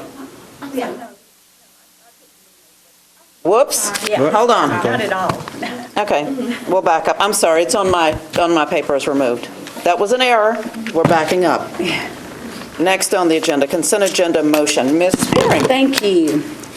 In order to help ensure accountability and transparency to our parents, citizens, and taxpayers, I propose that the number of items on the board's consent agenda should not exceed 30 items. At our last business meeting on May 13th, there were a total of 96 items on the consent agenda, and I submit that 96 items is excessive. At our retreat in January, we asked to receive our agenda by Thursday at noon prior to the meeting. This week, and sometimes this happens, I didn't receive my agenda until Friday. When I ran for office 2 years ago, I promised my constituents accountability and transparency. I personally don't feel like we can be accountable when there's 96 items on the consent agenda. Otherwise, we look like we're just rubber stamping. The consent agenda is a wonderful time-saving device. I'm not opposed to a consent agenda, but I am in favor of showing our constituents that we are accountable and our work is transparent. Over the past 11 months, the number of items on the consent agenda has ranged from 15 items to 52, except for the month of May. And I've got a list of all of the items over the past 11 months, and if you average those, except for the month of May, it averages to 30 items. Okay. Some of our busiest months for the consent agenda are at the beginning and end of the school year. In July last year, there were 52 items on the consent agenda, and this number was replicated in November. Yet in May of 2014, that number was almost doubled. 7 of the past 11 months, there were 30 items on the consent agenda. So how do we deal with busy months? I think that when we have an excess of 30 items that need consent, those items can be handled on the regular agenda, on the regular items on the agenda. Another idea would be to spend part of our work session in a brief business meeting to take care of the consent agenda in order before we adjourn and have a work session. Therefore, I move to limit the number of items on the consent agenda to 30. Second. All right, any discussion? Ms. Shepherd? Okay. Well, yes. I'm sorry, go ahead. Okay. As Ms. Spearing pointed out, we only have one business meeting per month, which really puts a crunch on us to approve the agenda items. And in reality, the months that we have the heavy consent agenda items are those that, like you pointed out, are either at the beginning or the end of the school year. And timing is key to getting these consent agendas approved, items approved, because if we don't do that, then it does impede what we're trying to do on a district level. I don't really have a problem with the heavy months because I know that the purpose of that is to make improvements in our school or things like that. So it's just once or twice that we have a heavy consent agenda, I can't even say it. Hello. Consent agenda item. So I think just the exceptions, the once or twice is not really a huge deal. And I really have an issue with limiting that to 30 items because we never know how we're going to prioritize those 30 items. I mean, which ones make the cut and which ones don't make the cut. So that's why I'm really concerned about putting a cap on the consent agenda. Mr. Henson, just in case the question comes up, could you come up to the podium? Because I'm sure we'll throw it to you for some discussion.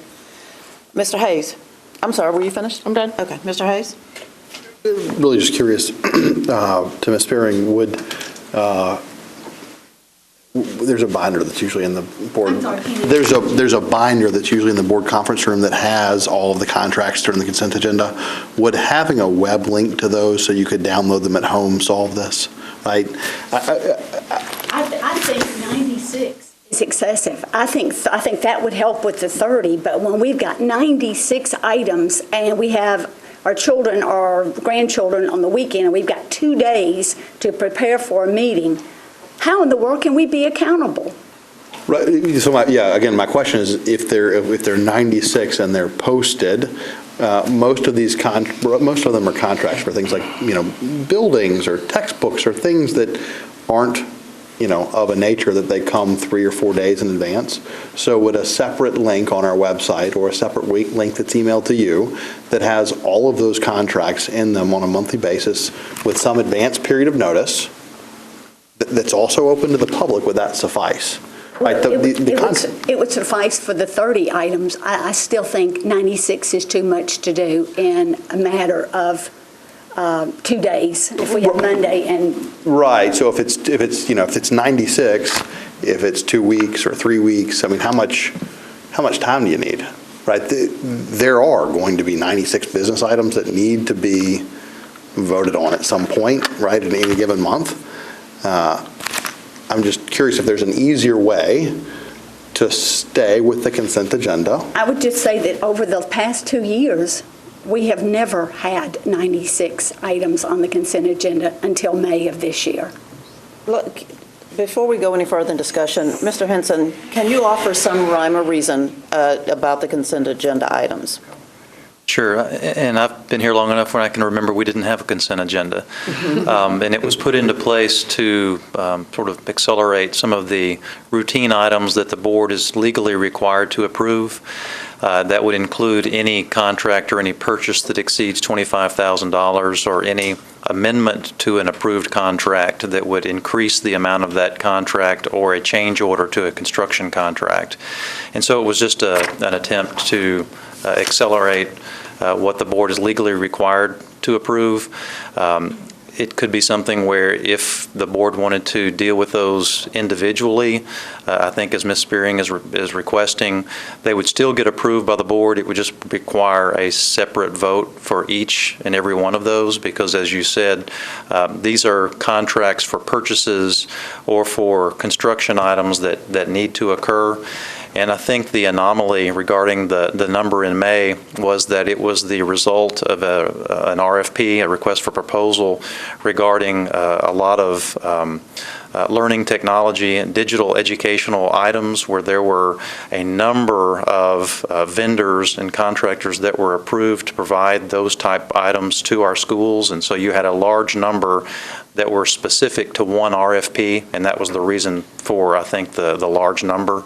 But as far as including those going into the future, they can be handled either way.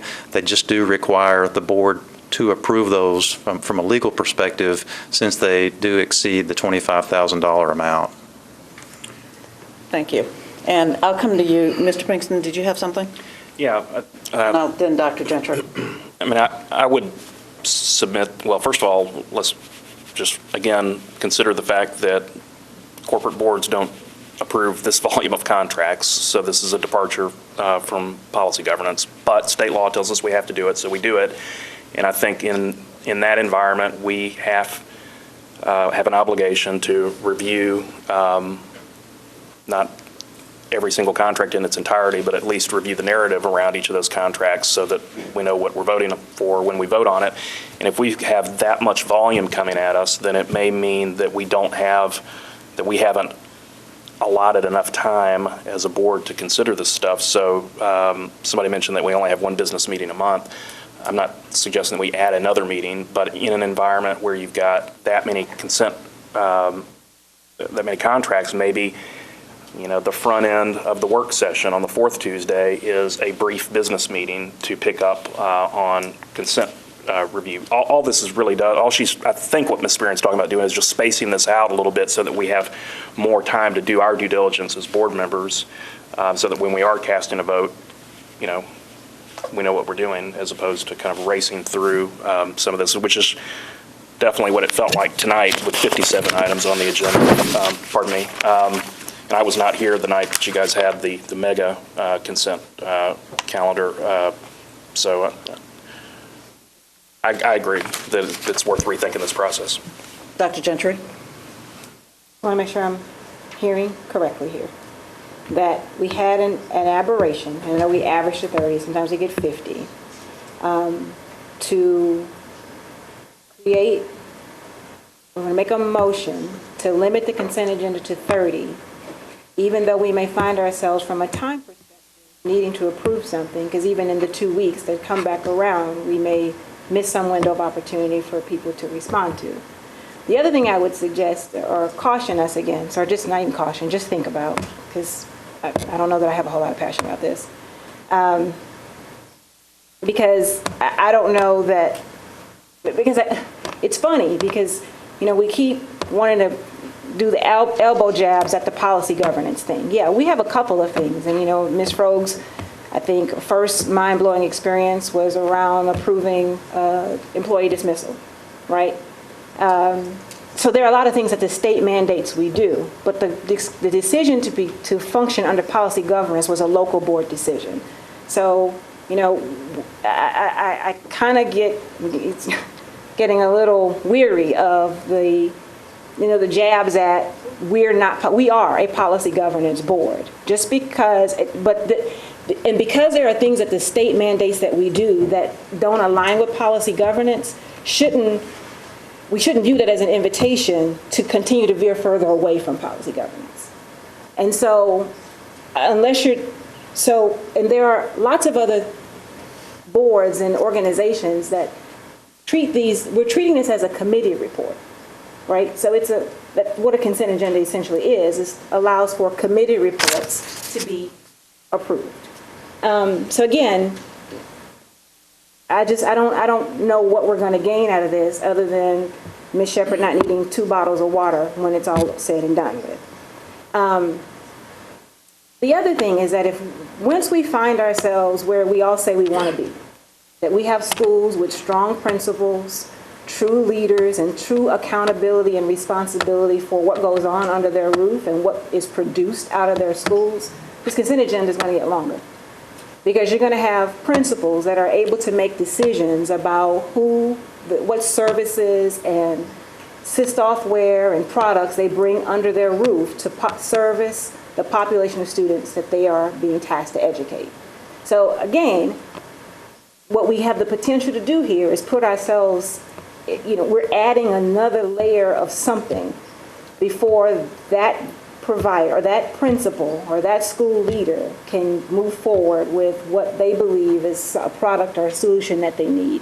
So I think that there is something that needs to be done to give those around the table that want to read the 96 contracts and then come here and violate policy governance even further and ask questions and get into the weeds of that. Again, this just seems so wishy-washy. I don't even know how to respond. I don't know. Ms. Barron, did you have a question? We meet twice a month. I understand. What is the problem with doing half of them or 30 and working it out so that we're not doing 100 items and just rubber stamping because nobody's looked at them because nobody has time? I would say that. When you've got 96, I look at them too, and it takes a lot of time, or I wouldn't be bringing this motion to the board. And Ms. Spearing, let's just be mindful that, again, you even said this is 96 item one time in a 2-year time period. It's an anomaly. So I don't expect that this is going to be a major issue going forward, but you never know. I don't know. So any other comments? Mr. Pinkston? And Dr. Registrar, I'll allow you to make a comment in just a second. Mr. Pinkston? I mean, again, there's 57 on there tonight, and I don't see any problem with spacing it out, just to give us better ability to manage our time as we do our due diligence in advance of these things. We're already here on the fourth Tuesday anyway. Why not use that time if we need that as a release valve for these anomalies? Okay, thank you. Dr. Register. Thank you, Mr. Henson. Thanks, and Ms. Spearing, I appreciate your concerns about the length of the consent agenda, and it generally doesn't hit that heavy, but at certain times of the year it really does. Consider the fact that we this year will have a $790 million budget, and there are many decisions that have to be made after that budget's approved by the board, and there are many decisions that have to be made about purchases and contracts, and we have, in addition to that $790 million budget, this year it looks like a $110 million capital budget, and there are many decisions that have to be made in expending those capital funds, and my concern is that that we will not be able to do our business in a timely fashion if we don't approve those items on consent agenda. I know we read them all and meet about every one of them. We have a meeting every week to consider those. Mr. Appenfelter does a good job of bringing those to us, and we feel, and we do not put items on the consent agenda that we're not comfortable with. So my caution to you is this, and I understand concerns about reading all of them, but my concern is that we have to meet the law, we have to comply with the law, and we want to do our work in a timely fashion, and my concern is that this will inhibit that. And Madam Chair, you may want to ask Mr. Appenfelter to speak to the approach that we use in doing that or not, but my concern is that we don't want to inhibit our ability to do the work. Let me turn your mic on. Go ahead.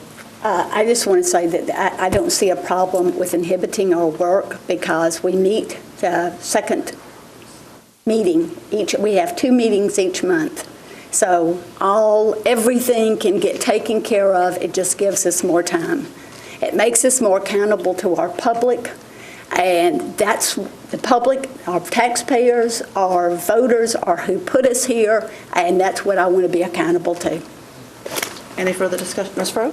I was just going to make a suggestion, because I understand where Ms. Spearing's coming from, and so I'm thinking maybe if we don't have a hard, fast rule as to how many exactly we have, but we reach an agreement that if we have a large number of consent agenda items and some can be put off to the work session meeting, maybe that would be a compromise, instead of saying we have to cap it at a certain number, and then that way, where possible, we spread it out, because I did have a lot of trouble getting through the 100 items. I know that's unusual, but, or even 60, So I want to commend Mr. Appenfelter for doing something when we had that large group of items.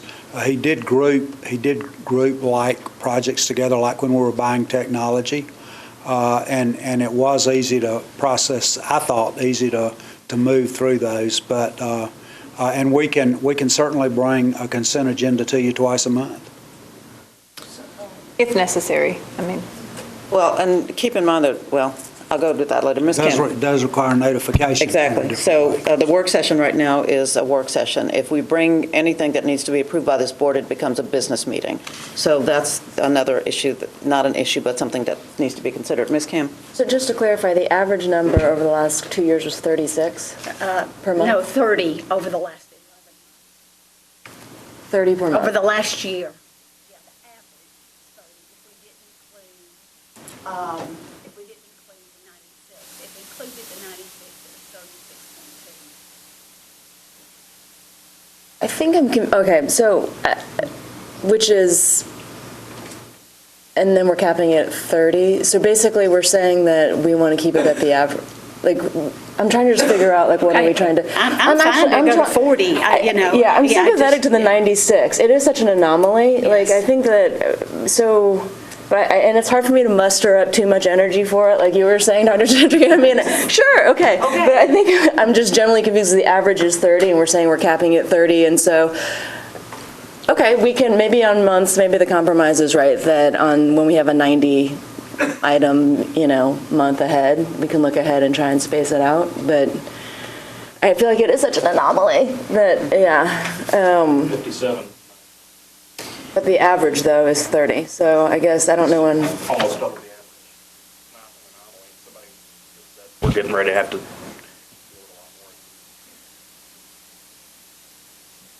Mr. Pinkston. Mr. Henson? If I could just follow up on that comment, some of the number that we're on tonight were a continuation of that same RFP that I referenced that was on the previous agenda. They just had not all been named at that point, and so that contributed to the larger number this time as well. Not the sole reason, but just wanted to point that out. Thank you. Yeah, we're going to, Ms. Spearing, you will have the last comment before we take a vote. I just want to ask you a question. How hard would it be prior to the work session, to have a short business meeting? All we have to do is call a business meeting. That's my point. That's what I was saying to Ms. Froh. Anything that this board has to approve, it has to be done in a business meeting, not a work session. Right. So that's not the issue. What we are doing here is, it's based on this motion. That's not an issue. Okay, so we could take the 96 and have the second meeting be a work session. Well, let's just take the 96 off the table. If there is a larger number of items that need to be split, it's not an issue to call a brief business meeting prior to a work session. So now let's take a vote.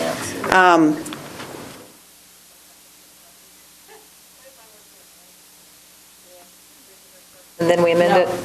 No. I move that if there are more than 40 items on a consent agenda, we schedule a second voting meeting for that month with the remainder of the items. I second it. Go for Yay. it. Yes. I love you guys so much. All righty, there's a second motion on the table to amend. There's an amendment to the motion. What you said. It has been properly seconded. Is there any discussion? I don't even think about it. Back to my earlier point, I would love to see at some point no matter when it comes, right? Just a little bit more advance notice than Friday or Thursday for all these contracts. And at some point, too, it'd be fantastic to see, instead of a one-page summary, a link to the actual document itself. So that if we do want to take the time to read it, or if our constituents want to take the time to actually read it, it's public, that we can actually read it. I think that would be worthwhile. I don't think it would, right? We already have these in digital format. It's not going to take anybody a significant amount of time to just add it, to create a web link somewhere. I'm not adding that as an amendment, but just a suggestion that I would personally love to see. Thank you. I think easy to do. All righty. Is there any more discussion on this amended motion? Super. Let's take a vote, shall we? All right. The amended motion, all in favor? Aye. Any opposed? Awesome. Great. First motion fails. Thank you. It is only 8:10, and we still have 2 items left on the agenda. I'm excited. Let's move right along. Dr. Register, your director's report. Thanks, Madam Chair. This next item does not require a vote tonight. Thank God. It is a first presentation on the zoning plan for the new Smith Springs Road Elementary School. And no, suck it up, all right? All right. This one's not as complicated as the last one. And this one doesn't require a vote tonight. But I'll ask Mr. Ryan Latimer to do the presentation. I'll say a brief word. We have schools that are very much overcrowded in the Antioch area, in the Percy Priest area, Lakeview Elementary School, Edison Elementary School, and others. And this is a plan, as you recall, that to add an elementary school on Smith Springs Road to relieve overcrowding. And Ryan will ask you to make a presentation of the plan. All righty. Thank you, guys. Just a quick overview, and again, I know it's been a long meeting, so I'm going to try to be brief but informative and then answer your questions. We're just going to go through the proposed changes, a cluster view, step through the recommendations, and then just a quick summary of the proposal. The timeline, just wanted to hit some quick points. And I would also like to mention that this presentation's out on the website in addition to the packet that Mr. Weber just delivered to you. And this just kind of shows where we came. This Antioch-Cane Ridge proposal before you is consistent with what we presented back in 2010, the 10-year plan to see how those clusters in Antioch and Cane Ridge are going to develop. This will be the third step when we come back and ask for a formal vote. Step 1 was done in August 2010, and then Step 2 followed up in August 2012 when Cane Ridge Elementary School was opened. As far as this property goes, capital funding for it, to find the land was approved in January of 2012, and the capital funding for the building itself was approved last year in January. And then we've recently had a public meeting at Lakeview Elementary School, and we are here tonight. We've talked a lot tonight about growth with earlier rezoning, and this area has seen even more. Overall, MNPS has added 5,000 elementary school students since 2009. Roughly a fifth of those, 1,000 students, have happened in the Antioch cluster. Next year at Lakeview and Edison, they will have 23 portables combined. That's larger than some elementary schools altogether. Lakeview and Edison are both projected within the next 5 years to be at 120 to 140% of their capacity. And this is a typical map, just to give us a little bit of orientation. The orange color there is J. Moss. Una is the darker green color. Lakeview is in blue. Edison is the lighter green, and then Mount View in the brown. This is just a little bit of a zoomed-in view of where we're talking about tonight. The first recommendation for the proposal would be to rezone what were termed 1A. And pointer would work, but the eastern boundary there is along Hobson Pike. It goes south, and then it kind of follows Country Road, just a little north of it. And then that boundary on the left-hand side that goes north is along Owendale. Wait, I take that back, Old Anderson Road. And there's approximately 125 students that live in 1A. We would then recommend that we add in area 1EG from Lakeview Elementary. It does follow Old Anderson Road down the south there between the two splits, and then north along Owendale, and then it kind of curves up into some farmland there towards the north. And there are roughly 345 students in 1EG at the moment. Again, just two changes here, 1A from Edison to the new elementary school and 1EG from Lakeview to the new elementary school. 1A would remain zoned to Kennedy Middle School, and 1EG would remain zoned to Apollo Middle School. And as typical for our rezonings, we would also recommend grandfathering the highest two grade levels, which would be third and fourth graders, which translates to if somebody just finished first grade, they would be eligible for grandfathering, and then any siblings they may have when this comes to. Again, just what the new map would look like. The area in tan there would be the new elementary school. And then capacity, we're able to make quite a dent here. As you can see, Lakeview would go from 135% capacity for next year down to 85%. Edison would go from 113 down to 93, and the new Antioch Elementary School would open with around 59%. But keep in mind that 471 students does not include any pre-K that may be added to the program there.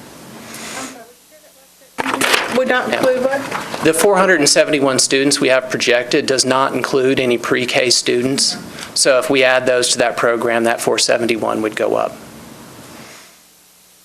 And then you can kind of see long range.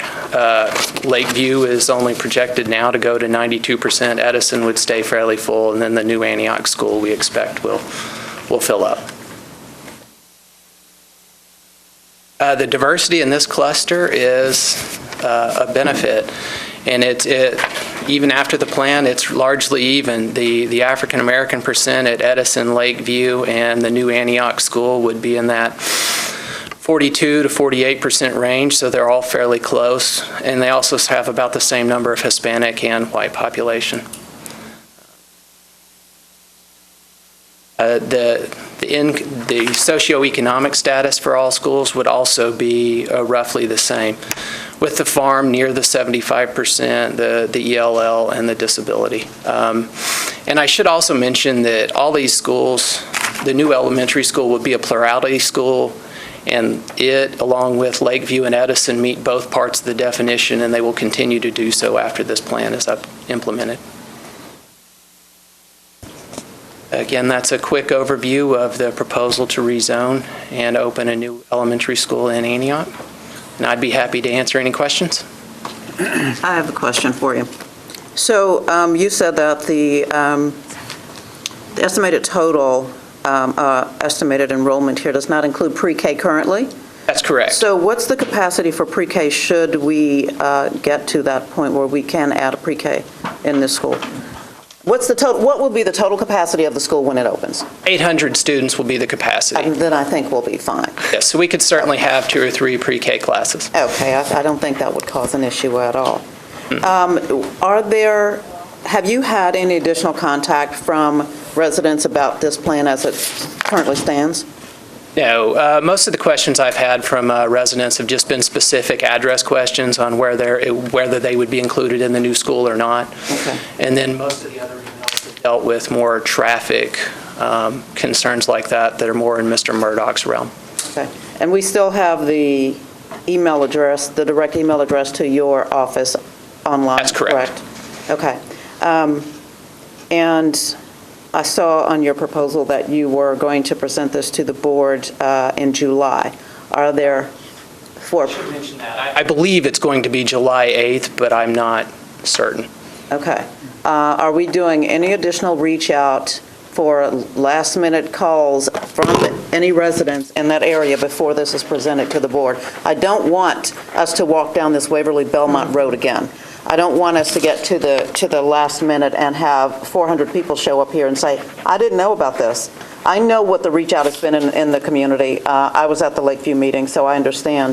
There was some concern that there were not enough residents at that meeting. But my take on it, because I know my community, is that the concern was really on the front end, not at this point where the school has been, the zone has been created. So is there an opportunity between now and the time that this is brought, if there is interest, could we have another community meeting just to gauge whatever questions that are out there? I would leave that up to you and Dr. Register, but I think I'm certainly available if that's what we want to do. We can certainly schedule another meeting if you'd like to have one.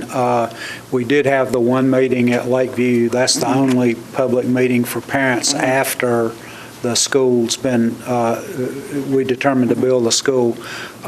There was also follow-up meeting or a meeting the next night at Lakeview that was, I understand, very highly attended. We just haven't gotten a lot of questions or concerns about the zoning. You know, I think everybody is just very excited to have a new school in the area to relieve that requirement. I am, for sure. And so, but we'd be glad to. And as you can see from the zone lines and the geography there, it's a pretty clean and easy division, and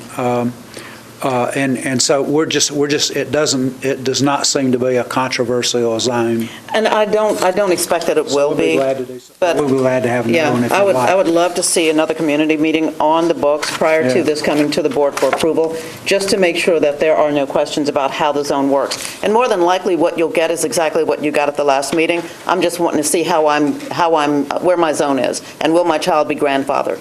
But it would behoove us to make sure that those questions are answered before this comes to the board for approval. So if we could work out a date, that would be fantastic. We'll look at a date when you're available too, so we can schedule that right away. Perfect. Absolutely. I was just going to add that I also think a lot of it was handled back in 2010. Yes. And so the plan's somewhat been out there for a long time. Absolutely. Yeah, this has been out there for a while. Mr. Hayes. Just to add to that, you know, it's interesting, and I wish Mr. Pinkston was here. There are a lot of folks who had right, to the extent that it's a rapidly growing community that you live in. One of the things that I've heard repeatedly from the Waverly Belmont community is that, you know, they weren't here a year or 2 years ago.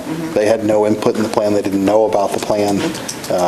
So I would encourage you not to rely on the 2010 plan that was generated with community input in 2009, and hopefully be proactive, which it sounds like you certainly want to be. Absolutely. Any other comments? Awesome. Thank you very much. Thank you, Ryan. Second item on the agenda is a charter school approval process, and this is, we'll ask Dr. Coverstone to come up, and this is in response to some board questions, and I know Ms. Frogue has a question from earlier in the evening, but Alan will speak to the timetable, the charter school review timetable. Dr. Coverstone? Do you want me to take that one first and then come back to the other issue? Yeah, let's take Ms. Froge's question so that she... Okay. So first of all, for some reason, charter issues always come up at like after 8 p.m., so I apologize for having more questions. All right, so we talked briefly after our meeting when we approved the merger of Liberty Collegiate and Nashville Prep.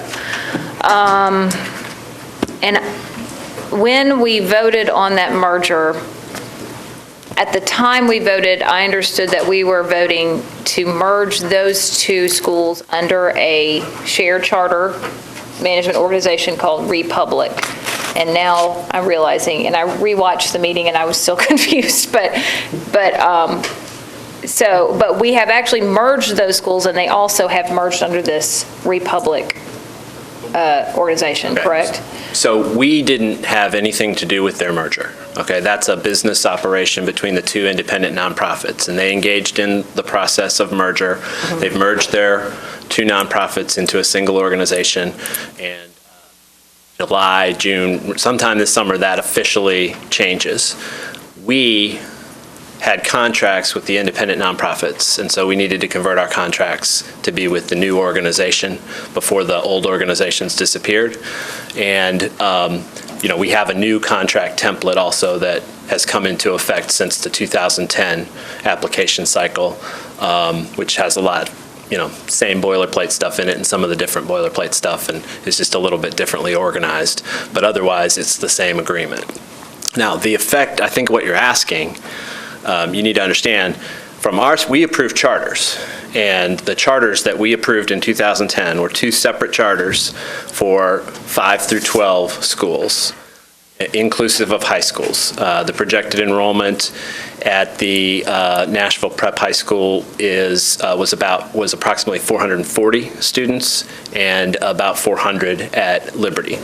And so what they're proposing, and we haven't taken any official action on this other than to say, it seems like as a merged organization that runs the same programs and standardizes and brings together what they offer, they have the ability to have a 400-seat high school and a 440-seat high school in the same building if they want to, operating next to each other under different charters. It just makes sense that they will plan to combine those high schools, and the total enrollment of that endeavor would be maybe as much as 100 fewer students than that 840. If they want to go beyond that, they will bring an application for expanded enrollment the same way that really Nashville Prep already did. We granted Nashville Prep an enrollment extension or expansion in 2011 by amendment, and that would go the same way.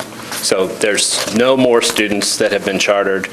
There's no new school that's been created, except if, we think that allowing those two schools to operate under a single organization is a problem. But the merger is something that happened between the organizations, and our contracts didn't change that.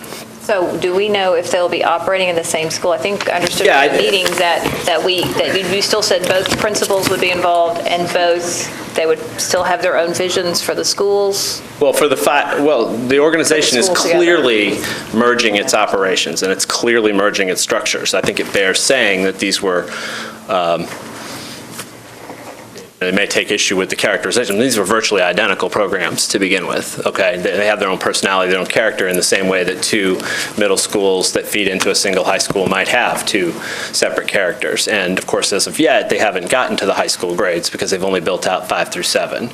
And so in designing their high school, which is ongoing, it was designed in the application, but fleshing out the design and getting ready to hire the people and pull it together, I think that I think it just makes sense for them to serve both of those middle schools in a single high school with a consolidated enrollment rather than separate. But I guess you could question my judgment on that, and we could have a separate application for that. It's just functionally, it doesn't change our fiscal impact, doesn't change what we've approved in terms of programming. Really, it would just be sort of a formal stamp that it's okay for them to operate together. And certainly we could question that, but it doesn't rise to the level of something. And there was certainly nothing in the contract that was approved that rises to the level that we would normally do that. So we don't know yet. They haven't hired who is going to be operating the high school. So their two schools will be operating with their existing principals, and then they're going to have this new high school, and they're going to figure it together jointly. They will figure out who they want to hire. Right. I assume that's how they'll. I think what I guess kind of bothers me about it is that it just seems that once we've approved grade levels, we don't have any control over how then the nonprofits decide to take the next step, and if they want to. We have control. We need to articulate what the material impact is, I think, to start to review that. We could, but I can't. You could help me. But as far as you're saying, but we didn't have a choice about the two nonprofits merging, so that was just kind of out of our control. That's what I'm saying, I guess. Well, again, we could have said no, I suppose, and kept our contract separate, but no. To approve? No, we could still say no, I suppose, but it just doesn't make any sense to do that. I think, let's step back a second. Our goal here is to have highly effective schools and organizations that don't go bankrupt. And consolidation of these two organizations, frankly, makes good sense. They have similar programs. It's a more efficient use of their resources, and it makes sense for us to allow that sort of thing to happen because it's a maturing that makes our organization stronger rather than continuing to keep them separate. Again, if there were a material reason for us to do that, and if you can think of one that I haven't thought of, we still have plenty of latitude to evaluate the contract and exercise oversight in that way. But in this case, it seems to me that it's an organizational decision made by two out pretty well-respected boards that have a lot of experience in nonprofits and nonprofit leadership and management coming together. And so I just didn't feel the need for us to interfere. Yeah, it's not about these for two particular schools. I'm just asking, like, if we, but we don't approve the merger because they get to choose the merger, but we could block the merger? Is that what you're saying? Well, I think we could take issue with it if we thought we had an issue. So for instance, if these were two organizations that were poorly performing, constantly on the watch list, constantly being cited for findings, with regard to their operations and management, and it looked like this was a train wreck and ridiculous, then we certainly could intervene in that. But this is not the case. We would have to take a step to actually intervene. We never approve any sort of merger of this kind. Yeah, because if they want to merge and operate an organization differently, presumably they could still keep the nonprofits that they have operating that contract with us and be effectively an intervening step, but presumably that would be something.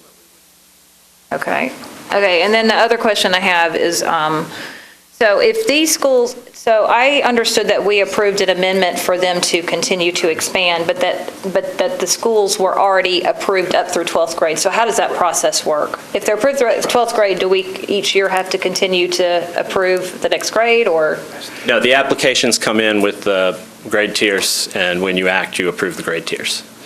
Okay. So what did we approve that night? What was the amendment that we approved? It was essentially to change the party that we were contracting with. Okay. Which would be to the new organization.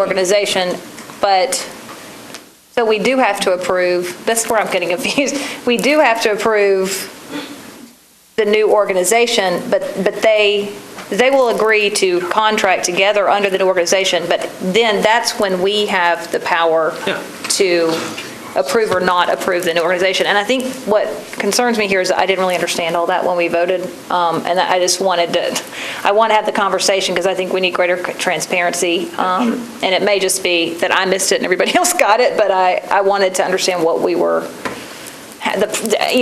so anyway, I think I'm done. No, transparency is good. Yeah. It's just a matter of whether there's a material implication of it. Right. In which case we would err on the side of bringing it to you, but. Okay. Dr. Gentry, did you have a comment? Okay. Are you good, Ms. Froh? I'm good, I'm sorry. Awesome. Okay. All right, great. Let's go. All right, on this issue, this will look familiar to you because I've been before you 2 or 3 other times to walk through this. Remember, we have clarified the steps in this application review process so that we can be clear about why decisions are recommended, because that was a lesson learned from previous experiences, and also so that we can be able to provide the kind of in-depth analysis that you've asked for on different pieces of this. And so, first we look at, is the organization capable of delivering on what it's promised to deliver? That's the capacity to be an effective organization. Then we guarantee that we have enforceable academic performance outcomes that can be part of the performance contract. With the APF in place, we now have a real lever to do that very easily. We also evaluate diversity management plans, just as we do when we start a new school at Waverly Belmont. Those plans get evaluated in the second phase. The third phase then is where we address the priorities that you laid out in the resolution, and then we bring the recommendations for you to you based on the best interests at the final step. So just visually how that looks, it can end at any step of the process if a school is not capable of delivering on on its promises, we could recommend denial, and then simultaneously all the way, you'd have to get through all 4 of those phases in order to be recommended to the board, and that's what the process is involved with. Because it was our first time doing it, and I've tried to be very straightforward and clear about this, we based our timeline on an extended calendar over the previous years by adopting a business days interpretation of the law. The law is not clear, and you'll see that in just a second, on whether business days or calendar days circumscribe the 90 days that we have to act on an application. When we last met in, I believe, April, the question was even put to us, could we even go beyond July to get to the other side of the election? And we very carefully tried to count business days to get us to August 8th, if you recall.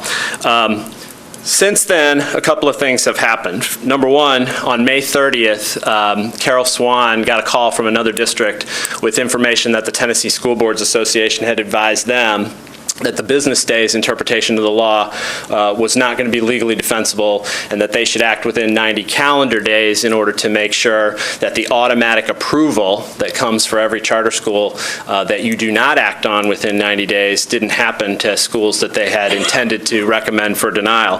I immediately called Lee Harrell that afternoon or emailed Lee Harrell, and he emailed me back very quickly to confirm that that was their legal position. I contacted legal advice at that point to determine whether or not we would be on shaky ground, because the last thing we want to do is allow an application that is worthy of denial to go past the 90 days and be deemed automatically approved because we didn't have a legally defensible support for our 90 days interpretation. Legal convinced me that we did not have a strong interpretation capable of withstanding that kind of a challenge, and that we would be at risk if we went beyond 90 days. The second thing, 90 calendar days. The second thing that happened is that the review teams had, completed their work efficiently, and we'd found some ways to combine and simplify things. That's not to say that Carol Swan, who is still here this evening, isn't working around the clock and working with the teams to make sure that we get the information that you need to make a good decision in a timely manner. But I communicated with Dr. Register and Ms. Mays, and Ms. Mays communicated with you almost immediately thereafter about the need to schedule a vote before the end of June, because that's when the calendar days would run out.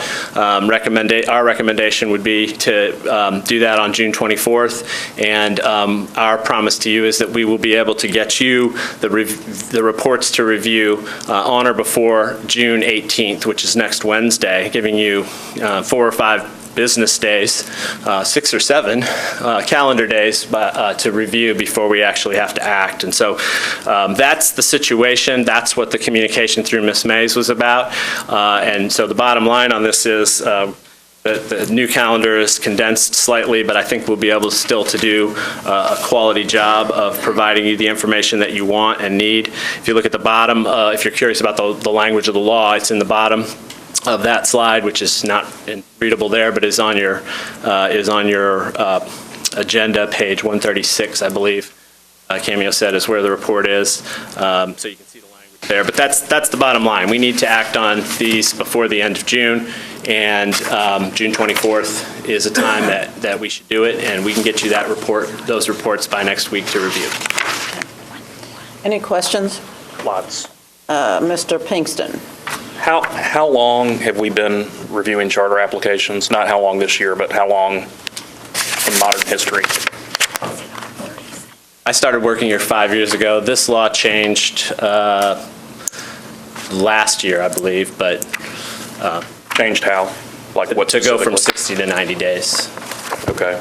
And so the statute doesn't say calendar days or business days, it just says days? That's correct. It's right there. The language of it is at the bottom of this slide. I can't see that. Okay, the local board of education shall rule by resolution, regular or special called meeting, on the approval or denial of charter applications within 90 days of receipt of the completed application. Should the local board of education fail to either approve or deny a charter application within the 90-day time limit prescribed in this subdivision, the application shall be deemed approved.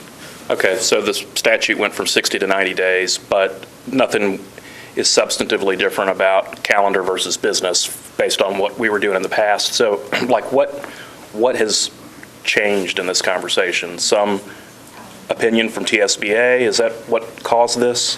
Hello, Ms. Sembach. Take your time.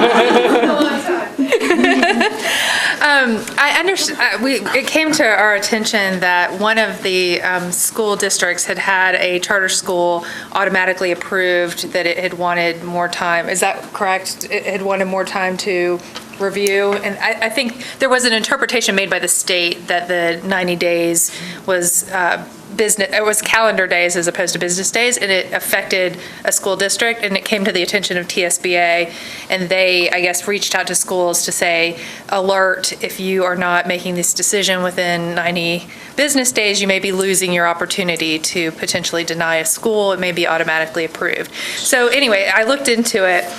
And the courts rely on, the way the statute is written, 4913-108, it just says within 90 days of receipt of the completed application. So when it doesn't say working days or business days, courts rely on Rule 6.01 of the Rules of Civil Procedure, which says that the first day is the day after the action occurs, which is when the application is received. You start the count the day after the application is received. And you don't include legal holidays, but other than excluding legal holidays, you count day to day on the calendar, unless the statute says that it is designated as designated to count working days or business days. And this particular statute is silent as to how days are to be calculated.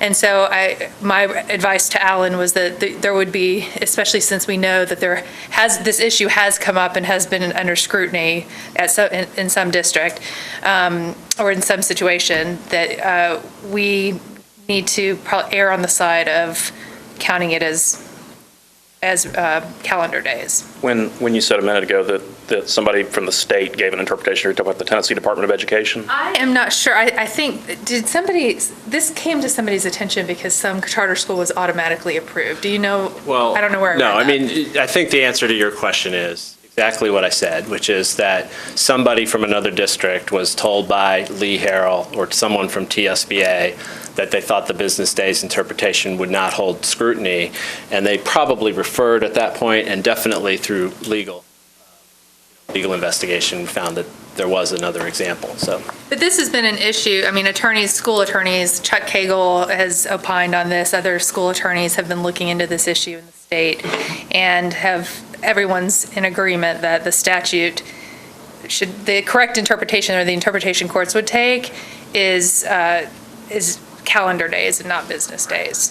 So basically, the entire time we've been approving charters over the years, we've been operating on calendar days, and we've been operating on business days, and we should have been operating on calendar days. As I said, we made a definite change to the calendar this year to try to make our process more deliberate and inclusive of the various considerations that we want to have in that process, and make sure we could have as good of advice for you as possible. And in fact, the most recent discussion we had about this was how we could even get it past the election so that we could have those decisions afterwards. So we were attempting to do that using a business days interpretation. That was new this year. It was different this year. And it only came to our attention on May 30th that would be problematic. How did we do it in the past then? Was it business or calendar days? We always did it in June, or May. Was it business or calendar days? It was within the calendar days, so there was no problem. It was within the shorter timeline. All right, so my next question is, so with all due respect to all the various lawyers who've been in the conversation, does it not make sense to ask the state's lawyer kind of what they interpret this as? And by that, I mean go to one of our friends in the Davidson County Legislative Delegation and get a quick opinion from the Attorney General on how they interpret it, rather than kind of us. Honestly, there is no question. The statutory interpretation would be calendar days. I mean, it's not. It doesn't say it in the statute. When it doesn't say it, the courts interpret it as calendar days. It's very clear that in the law that it goes under Rule 6.01 of the Rules of Civil Procedure if it's silent, if it has working days or business days. I mean, I just think that that's not going to be productive. I mean, certainly we can ask other attorneys for their advice, but I think that this is not a close legal question. I was with you, but the lawyers told me otherwise.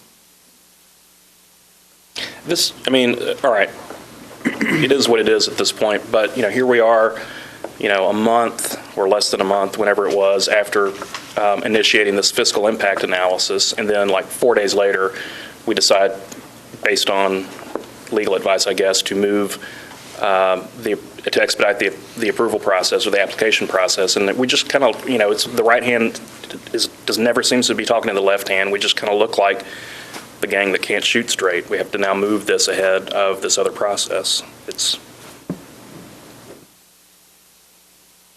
Any other discussion? Thank you, Alan. Can I make a motion? No, you have to say that you're going to bring a motion for next time, for the next business meeting. All right. Can I say that now? Go right ahead.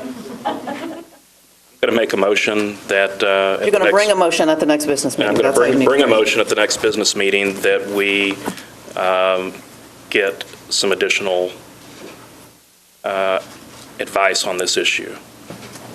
Say specifically the issue for the minutes, please. The calendar versus business days interpretation. For charter schools specifically? And of course, the problem is our backs are up against a wall. We're sitting here, basically, we're informed a week ago that we have to do this, and there's no time for discussion or additional exploration.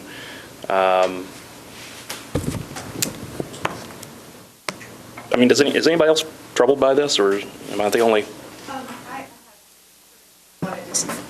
About the Department of Education applied this interpretation, the calendar days interpretation, in ruling that a charter for the never open charter school in Knoxville was automatically granted, as the board did not act to approve or deny the application until 97 calendar days after receipt. I knew this had been come up in another county. So the Department of Education, it came to TSBA's attention that the Department of Education had granted automatic approval of a charter. This was, I don't know when. Was it? So the issue of how the days are to be interpreted had already been opined on by the State Department of Education, and the statute is clear. So, the legal question was never raised to us, me, until recently. So if this happened 3 years ago, why are we just now having this conversation? We've always done calendar days in the past, apparently, so it hasn't been an issue. I think Alan was going to try to do it this year based on a business days interpretation, but when he raised it as a legal question, because it came to his attention from TSBA that there may be a legal problem with that interpretation, he asked me, and I opined that, as any attorney I think in the state would, that it's calendar days. Right, with calendar days. Because we've always done calendar days. Mm-hmm. When we considered doing business days, we had the foresight, or somebody pulled our coattails and said, before you go down that path, you may want to check this out and stick with calendar days. So we were calendar days. We were thinking about doing business days. We were told not to do business days, and so we're still calendar days, and we're still in compliance. Alan, don't put the thing, what? To be fair, Okay. I tried to move to calendar days. Or business days. I communicated that that's what we were doing. So I went down that path, and I was only alerted later that I was in danger. I can be rightly criticized for not looking ahead of time and asking that question. But I think at this point, the best thing to do is to comply with the calendar days rather than going forward. Gotcha. We misfired, which is fine. That happens, but now we've got two processes that are completely out of alignment. We will not have the results of our fiscal impact analysis before we have to consider these applications, correct? Quite honestly, if I weigh the two and we look at the possibility of automatically or charter applications being automatically approved versus getting that fiscal impact study, I would err on the side of approving those charters, because I don't want, and I think we all can agree that we don't want the potential of an operator who is not going to provide that quality education to our children being automatically approved, and then to have to turn around and shut it all back down. I'm not arguing against it at this point. After Ms. Simbach gave, kind of the kind of the historical background of this, I mean, it is now abundantly clear that this is the right thing to do. Nobody's really communicated fully around all this issue, so clearly we've got to go forward. But my problem is as I said, we've got two related processes that are completely out of alignment. It looks like the left hand doesn't talk to the right hand. Dr. Richter, what can we do to fix that in the future, I guess would be the question.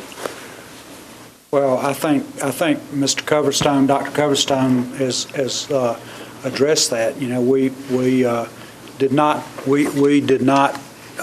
anticipate having this problem, and we're correcting. We're correcting that now. Any other discussion? Thank you, Alan.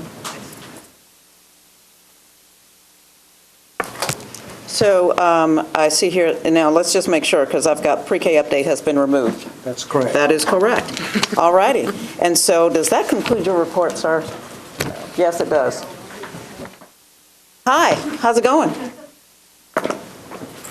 I did have one announcement from Mr. Carr. Mr. Carr, please take the podium. He has 45 seconds or so. 32 seconds. Don't listen to him. This is good news. You'll enjoy this. Then I'll give you 50 seconds. Less questions. No questions. This is good news, and I asked for it to be on the director's report. And I'll give you the short version, and then if you have questions, we can respond to those at an appropriate time. The U.S. Department of Agriculture has implemented a new program called Community Eligibility, CEP, Community Eligibility Program. And the short version of it is if a district qualifies and we qualify and are choosing to go down the path of community eligibility, then it means that for the next 4 years of a pilot program, all of our students in metro schools eat breakfast and lunch at no cost. That's a big deal. That's great.